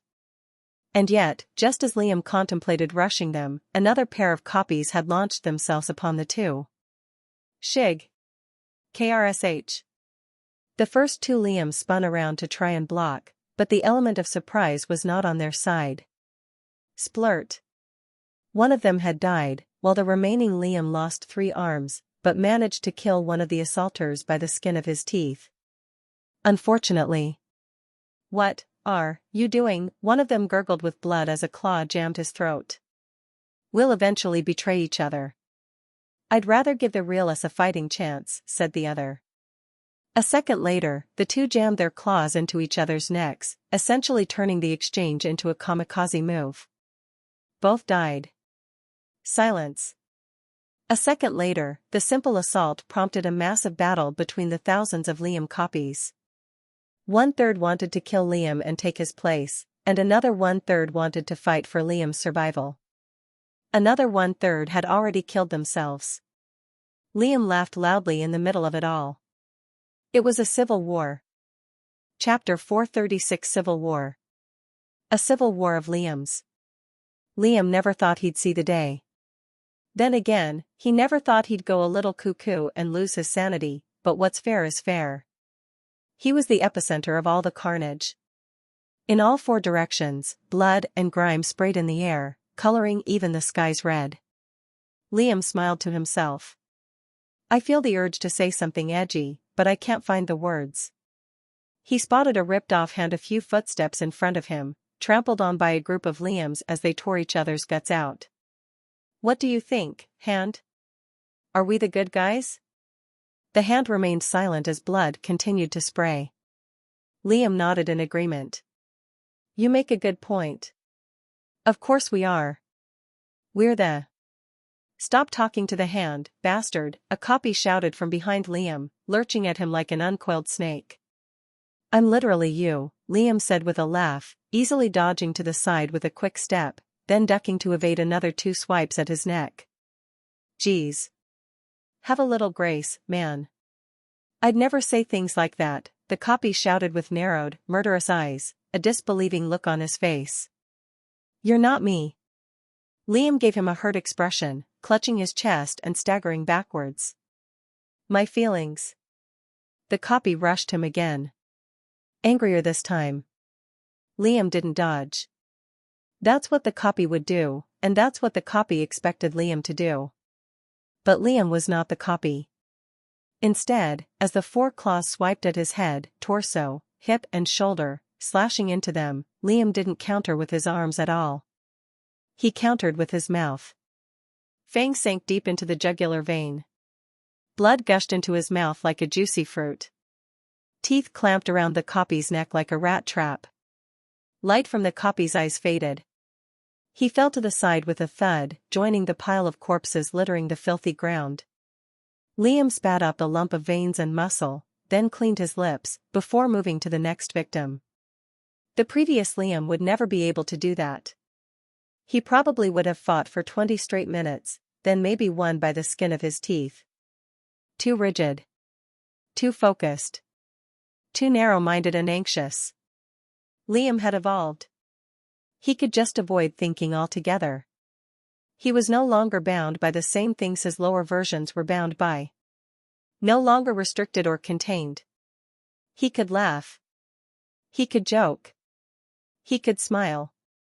But he wouldn't feel anything but pure disgust and abhorrence, and a slight bit of unhinged sadism. This is getting boring now, though, Liam said, frowning as he looked over his copies fighting for his sake. Let's get this wrapped up.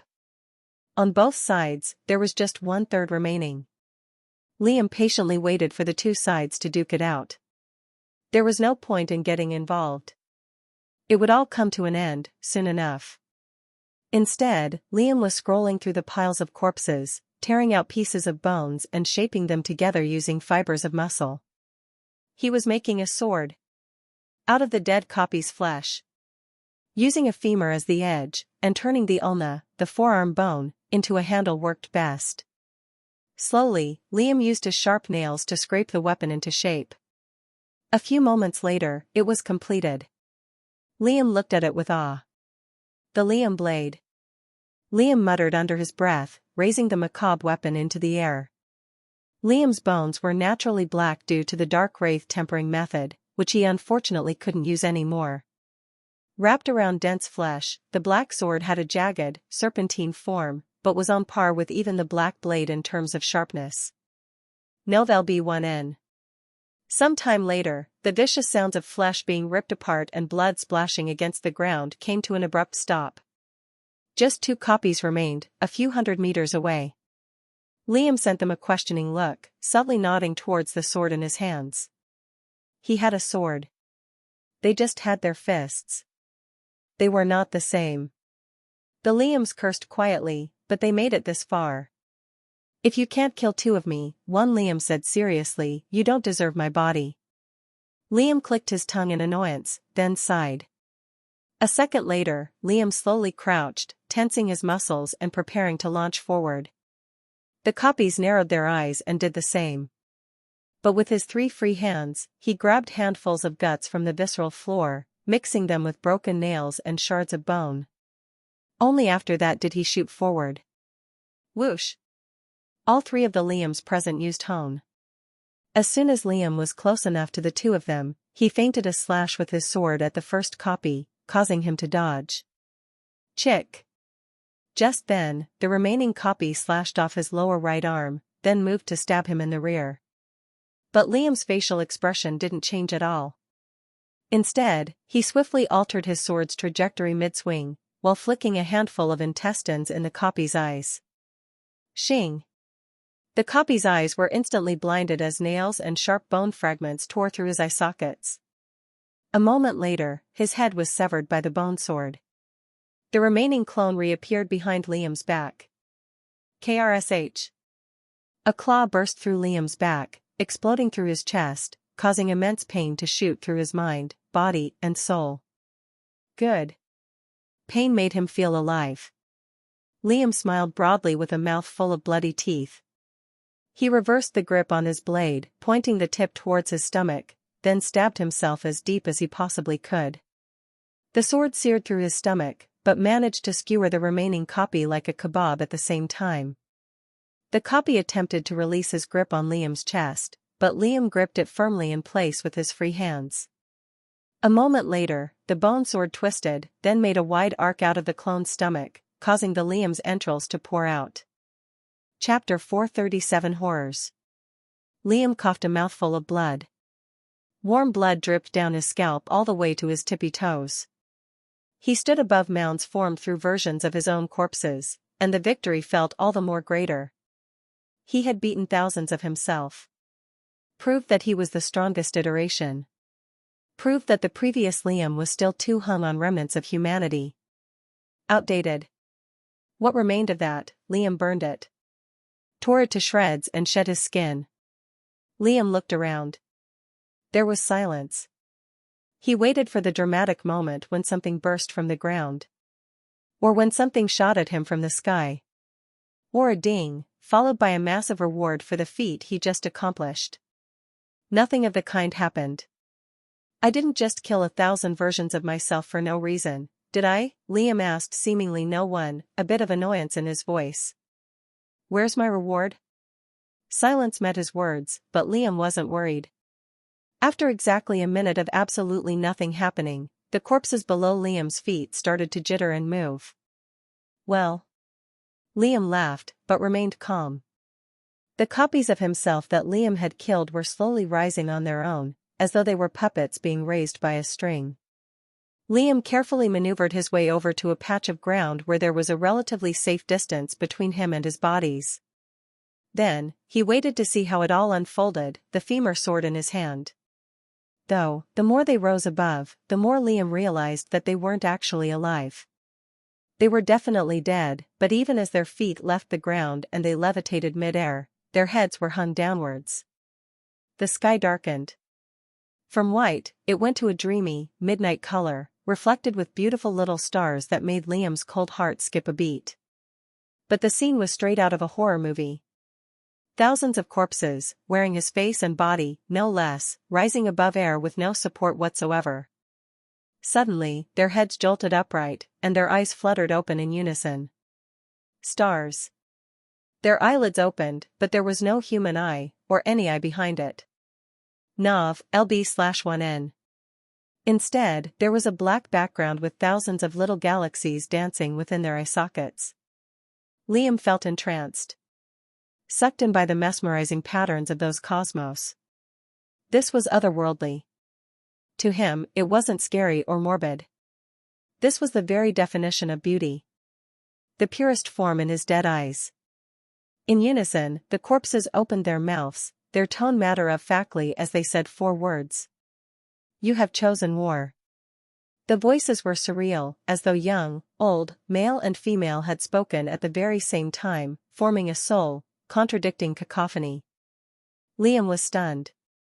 Even for his new entity form, Liam didn't have the comprehension to understand what was happening. Your kind was a mistake. An uncured infection I have yet to eradicate fully. Soon, you too, will understand. Liam's gaze snapped from one corpse to another, but they all had the same starry eyes. They weren't separate beings. It was just one. And Liam had a funny feeling he knew exactly what he was talking to. Is this? A dramatic pause. The opposition? Silence. No response, but Liam had his answer. A slow smile crept across Liam's lips.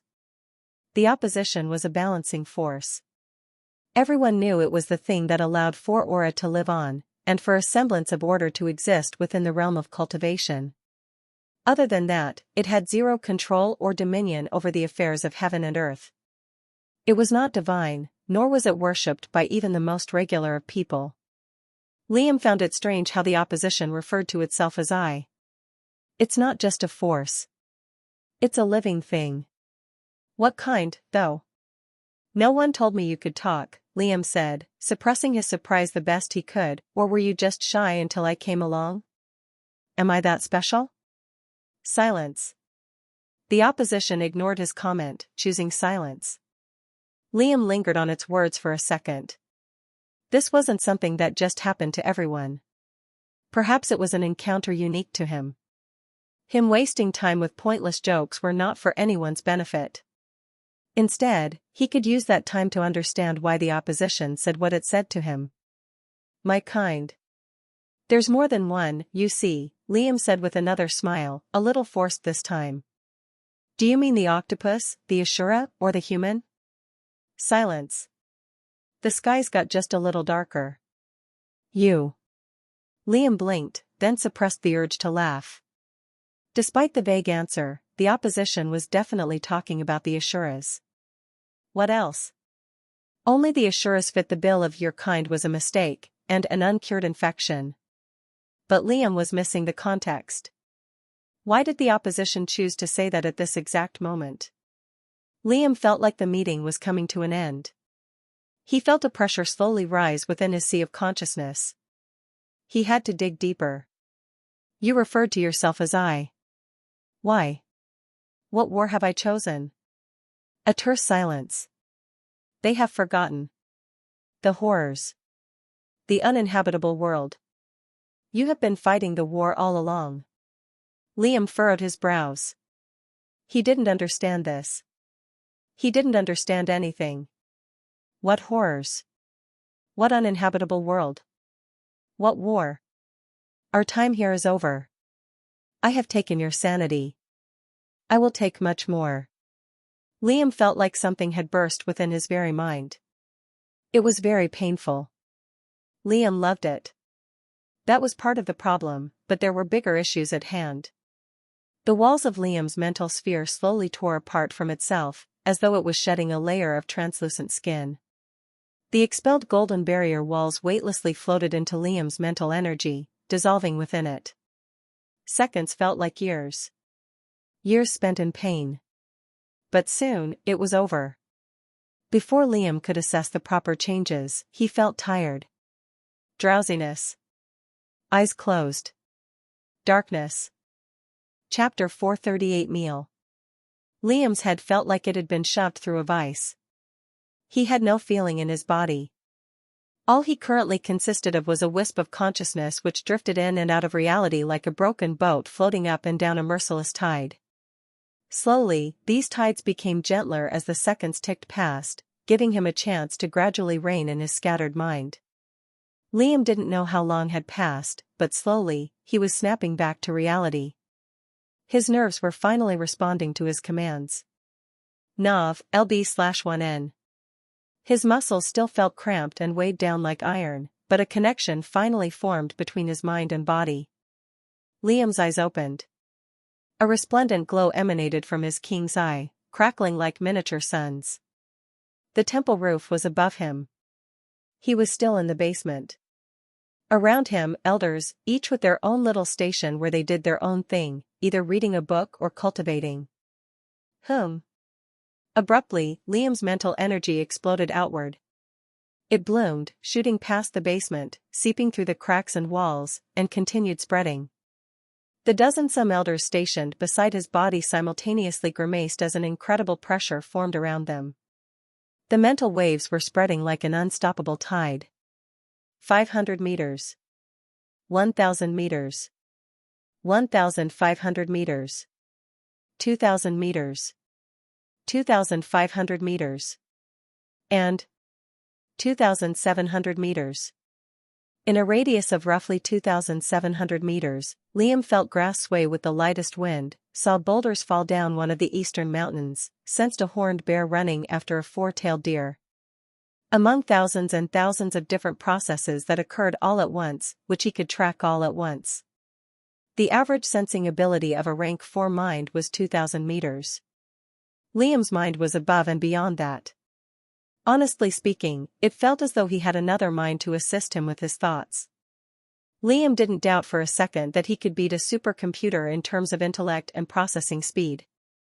At the same time, there was something different about his sea of consciousness.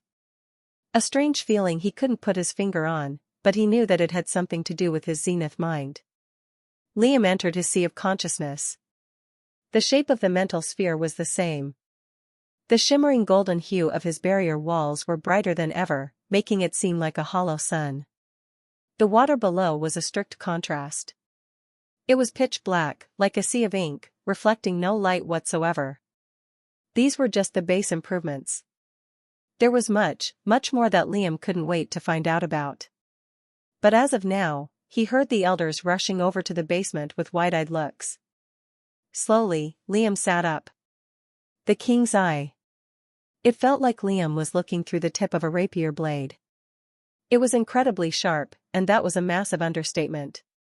Sitting up from the silk bed he was lying on, Liam creaked his body left and right, giving the elder beside him a careful look. It was a woman with long black hair and a tall stature, who blinked incredulously at Liam's sight. Tilting his head, Liam zoomed in on her, and the woman instantly blushed, staggering backwards. "I didn't mean it like that." "Get your head out of the gutter," Liam told her seriously. But, apparently, he had a strange X-ray vision now. Subconsciously, he could separate his vision into a different mode, which acted as a filter. It basically turned people into silhouettes, revealing only their centers of power, skeletal system and organs. He could even see their sea of consciousness. Clothes did little to hinder his super sight, but he'd have to get that under control. He looked around. A few non-familiar faces were present. The temple was still kicking it in his absence. Liam let out a long groan, lowered his head, and exhaled a deep sigh. At the end of it, an ear-to-ear grin formed on his face. "I'm free. I'm finally free." One after the other, the figureheads of the temple had swarmed the basement. Ryu, Jane, Diriam, Jax, Aki, Orisa, Kyrian, Jargon, Ruth, Maeve and everyone else had emerged through puddles of shadows. They looked more or less the same, except Jargon was now a full-fledged zenith. The rest were generally stronger. Liam surveyed each one of them differently, the grin no longer on his face. The room went dead silent. No one uttered a word. Ryu would have already given Liam a bear hug and congratulated him on his advancement. But he didn't. Liam's aura just felt so off. Like long nails repeatedly scraping against a chalkboard. Was that Liam really Liam? What was that dead look in his eyes? And why were his eyes so bright? They were like little suns. Everyone felt bare-skinned and defenseless under his unreal gaze. Even Kyrian, a rank 5 cultivator, felt that way, albeit way lesser than the rest. Not to mention, the pressure they felt. That was not normal. Silence. Liam continued surveying them up and down for several minutes, before he suddenly realized what he was doing. His mental waves had retracted, relieving the zeniths around him of that pressure. He played it off the tense and gloomy vibes. "What's with all the gawking?" Liam said with a frown as he got up from the bed, stretching his hands in different directions. Diriam and Jane made a bitter face. "I'm guessing this has to do with how long I've been out." Or did someone die? Kyrian was the first to speak. 6.5 years. Liam's jaw opened dramatically. You're joking. Kyrian shook her head. I wouldn't joke about this, sire. 6.5 years.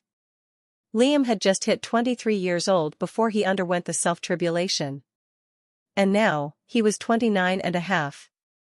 Liam took another look at himself. His monstrous body was still the same, other than being a little stronger compared to before. His core and blood hadn't advanced yet. His black hair was combed and well taken care of, but it was incredibly long. Rapunzel would be envious. A few seconds of silence passed as Liam processed the news. Enough of that. Where's the Empress? I haven't finished my meal. Chapter 439 Enjoyment. 6.5 years. It was a long time, Liam had to admit. But honestly, he wasn't too sad about it. After a while, cultivators really stopped paying attention to time. If they did, they'd eventually go crazy. After all, the higher ranked they were, the more time it took for them to advance. Time didn't move slower or faster for them. But a powerhouse and a non-cultivator obviously viewed time through different lenses. Days would pass in the blink of an eye, and they wouldn't pay it any heed. Jax's face fell with shock. You're not worried? Liam tilted his head. Why would I be? The real Liam would never be able to let that go. At least some semblance of worry and frustration would show on his face. And yet, not a trace of it showed. Then again. 6.5 years had passed. What exactly happened during those years? Nav, LB/1N. The elders honestly couldn't bring themselves to ask. Not right now, at least. The Empress is in your ring, my liege, Jargon said, suppressing his shock as much as he could. She's been perfectly preserved. Liam nodded. Thank you, Jargon.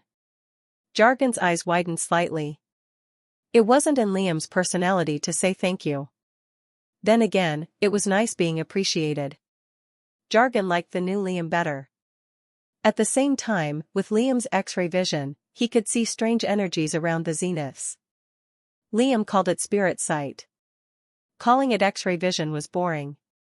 The reason why he called it spirit sight was because he could see the vague paths that the zeniths were forming. It was most prominent for Kyrian. It made sense. She was a rank 5 cultivator after all. Liam saw reddish colors swirl around her core and body. And her mental waves had a strange quality to them that Liam barely understood. It was like she tried combining the qualities of fear and heat together. At the same time, Liam could read the intention, emotion, and thought of a zenith much clearer. Emotions and intentions had their own colors. Well, not exactly. Emotion was the only one with color, but intention gave it a shape. For example, the color red was associated with anger. Intention gave the mental waves a wild, fire-like quality that looked like it might explode at any moment. That was the relationship between emotion and intention. Like paint to a paintbrush. Thought, on the other hand, was imbued within the mental energy itself. Little words and statements that appeared like tiny ambers of fire, before puffing out. And now, they lasted both longer, and were clearer to see. That was why Liam gave them such eerie looks. He was reading their thoughts. Lying to Liam was no longer possible. Punishable by death, even if they thought about it. They're afraid of me, Liam thought. Good. Liam could also peer through a zenith's mind, accessing their vision. That's what Liam was doing to Jane right now. I'm guessing I missed quite a bit, Liam said. Darium's face, which looked younger and more handsome compared to his aged appearance before, grew a little darker. A lot, Darium said with dark eyes. Temple-wise, some snakes thought you would never wake up, and they were organizing a change in leadership. Liam hummed to himself, cracking his knuckles. I'm guessing they're led by someone? Darium nodded firmly, reining in his anger. Nurin and Johann. Liam felt the need to laugh, but all he felt was disgust. The two idiots from back then? I didn't even cut off their hands. Why haven't you crushed them already? Darius lowered his head. I didn't want to impede on your authority, master. They've gathered 2,000 to their side, and I didn't know what you wanted to do with them. The elders went silent. Liam didn't respond. As it was, Liam's mental waves unfurled again, scanning each and every corner of the plot of land the temple owned. Found you. Liam used shadow blink. He was gone. Ryu let out a tense breath. I called it. I called it. Who called me crazy for saying he'll go mad? Liam had reappeared above a black temple made from obsidian brick. All around the temple were roughly 2,000 acolytes paired with a few elders. Even Aor and Ian, who Liam saved, were there, bitterness on their faces. Shadow blink was no longer restricted to short distances. Liam felt like he could perfectly utilize his shadows and blood now. However, it took roughly 23% blood because of how far the distance of the teleport was. Liam could easily utilize that amount if he put some effort into it. In fact, he could make some much-needed improvements to his blood weaving and primordial forging. But first, he had vermin to exterminate. Liam slowly merged through the temple walls and arrived into a bedroom. There he was. Nurin and Johann, playing a game of cards as they cheered and laughed. When they saw Liam, their eyes widened in shock. Why you're alive, Nurin stuttered, dropping his cards. Why yeah, I am, Liam mocked abhorrently. Johann frowned and rose to his feet, clenching his fists. You've been gone long enough. You don't hold all the power in him. Liam was too fast. He appeared behind Johann. Johann and Nurin simultaneously spun around to attack. But 2 pairs of claws, 2 for each, had pierced through their sides. Before the 2 could continue their attack, corruption flared through Liam's nails. Shrill cries of anguish rang out from the temple. The acolytes felt their hearts drop. The screams continued for several minutes. But the deserters couldn't even muster the urge to run in and do something about it. As the seconds ticked down, those who watched felt their hairs rise out of sheer terror. The screams were so dreadful. But eventually, they stopped. Silence. Slowly, Liam emerged from the temple's walls. His sun-like eyes weren't golden anymore. They were red. The acolytes and elders who watched widened their eyes in shock, terror, and dread. In Liam's hands were Nurin and Johann, who seemed to have urinated and defecated themselves post-death. He dropped the corpses, then took slow steps towards the 2,000 acolytes. Liam would enjoy this very much. Chapter 440 Phil. Nurin and Johann didn't last too long. Even without using his new mental energy abilities. Liam contemplated using his new rank 4 mental energy and pairing it with Hone. Corruption broke down their bodies and slowly killed them off. But now, the Reaper had come for the rest, and it was time for a harvest. Liam unsheathed his black blade, which instantly squirmed with pure joy. It hadn't been swung in so long. It never saw the light of day. It refused to be held by anyone else, not that anyone dared to touch his weapons. It almost lost its mind when in isolation with the other 2 swords. Then, he took out the dusk blades, which roared in pleasure. Right after, the breaker blade was stretched to the side, silently brooding. But when Liam used sword connection, their personalities experienced a sudden shift. It was like their base qualities had been amplified with a new layer of sadism and disgust. They not only hated their victims, they were disgusted by them. They were appalled by their mere existence, wanting nothing more than to inflict pain. The black blade wanted to slice through flesh, but with the least edge-to-skin contact possible. The dusk blades wanted to flay and rip it apart, brutalize it, then chew it back out. The breaker blade wanted to shatter bones and break bodies and bones apart. No words were exchanged between them and Liam. The blades were an extension of himself. There was no need for a speech or talk of any kind. He himself was the blade. Liam took slow steps to the closest acolyte. Cornered prey. She was barely a rank 3 cultivator. Tears swelled in her eyes. She staggered backwards. Liam felt a little bit of enjoyment from this. He didn't enjoy it before. It wasn't a hobby or something he loved to do. But now, he wouldn't mind inflicting pain and fear or even reveling in it. Calling him a masochist was one thing. Calling him a sadist was another. Both were valid. That was part of his duality, Liam supposed. Liam stuck the black blade through the acolyte's chest. Blood spurted in a straight line. The acolyte's eyes widened in shock. Liam ignored the pleas. The black blade slashed upwards, cleaving her head apart in a glorious, gory spray of bloody fireworks. Shocked silence. She was just an acolyte. A low-ranking acolyte. What was this cruelty? Liam's eyes moved towards the rest who watched. Ian was there. Beside him, his wife. These two disgusted Liam the most. Why? They'd bitten the feeding hand. Spit on it. Then slapped it away. For them, one death was not enough. Ian felt his body shrivel in fear, but in protection for his wife, a condensed sword of wind formed in his hand. Eeyore made a few gestures with her hands, causing tremors to run across the ground below Liam. They knew it was too late for apologies. They wanted to apologize. But they knew Liam was past that. Ian burst forward with incredible speed, using a spell to bolster his swiftness. The sword was aimed straight at Liam's heart. Shriff. It stabbed through. Ian's sword actually went through Liam's heart. There was blood. There was a wound. It felt solid. The Liam in question slowly melted apart like wax, wrapping around Ian's hand and spreading over to his body, burrowing into his skin. Ian screamed hectically, attempting to rip off parts of his own body to stop the cruel sensations. Those watching felt their chests shake in fear. To them, nothing was happening to Ian.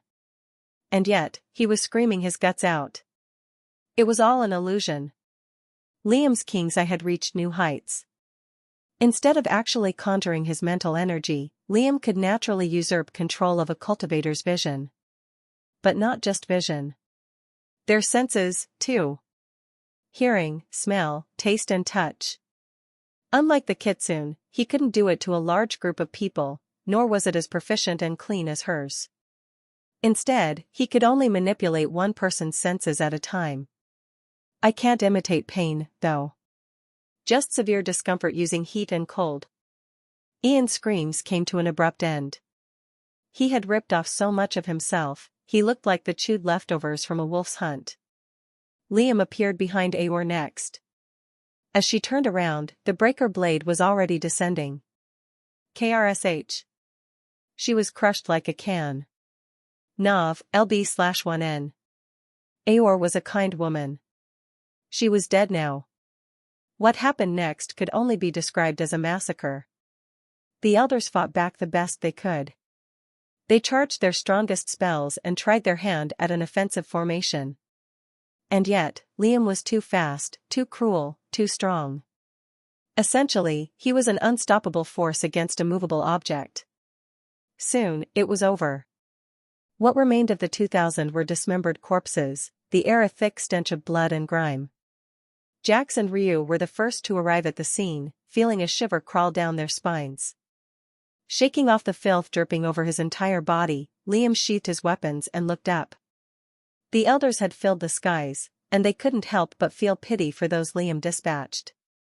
It was the way of the world, they supposed.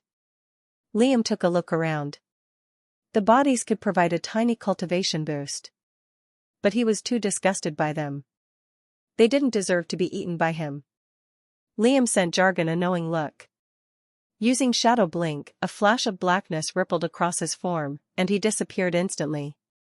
Reappearing in his room, which seemed to be refurbished and given a nice touch of luxury, Liam spotted his space ring laying on a mahogany table. Grabbing the ring, Liam peered through its contents for a brief second. There it was. The rank 5 psionic rune. From what Liam remembered, there was only one person with a rank 5 psionic rune, and that was Yusin. The runes were incredibly expensive and rare. Just one of them could warrant millions of aura stones. Made from gray rock and barely fist-sized, the rune was in the shape of a rhombicosidodecahedron, with more than 100 sides glowing with sapphire runic letters. Even the word was a mouthful, and Liam avoided looking at it. He learned from his mistakes. A moment later, Jargon had appeared in his room. "All right," Liam said. "Fill me in."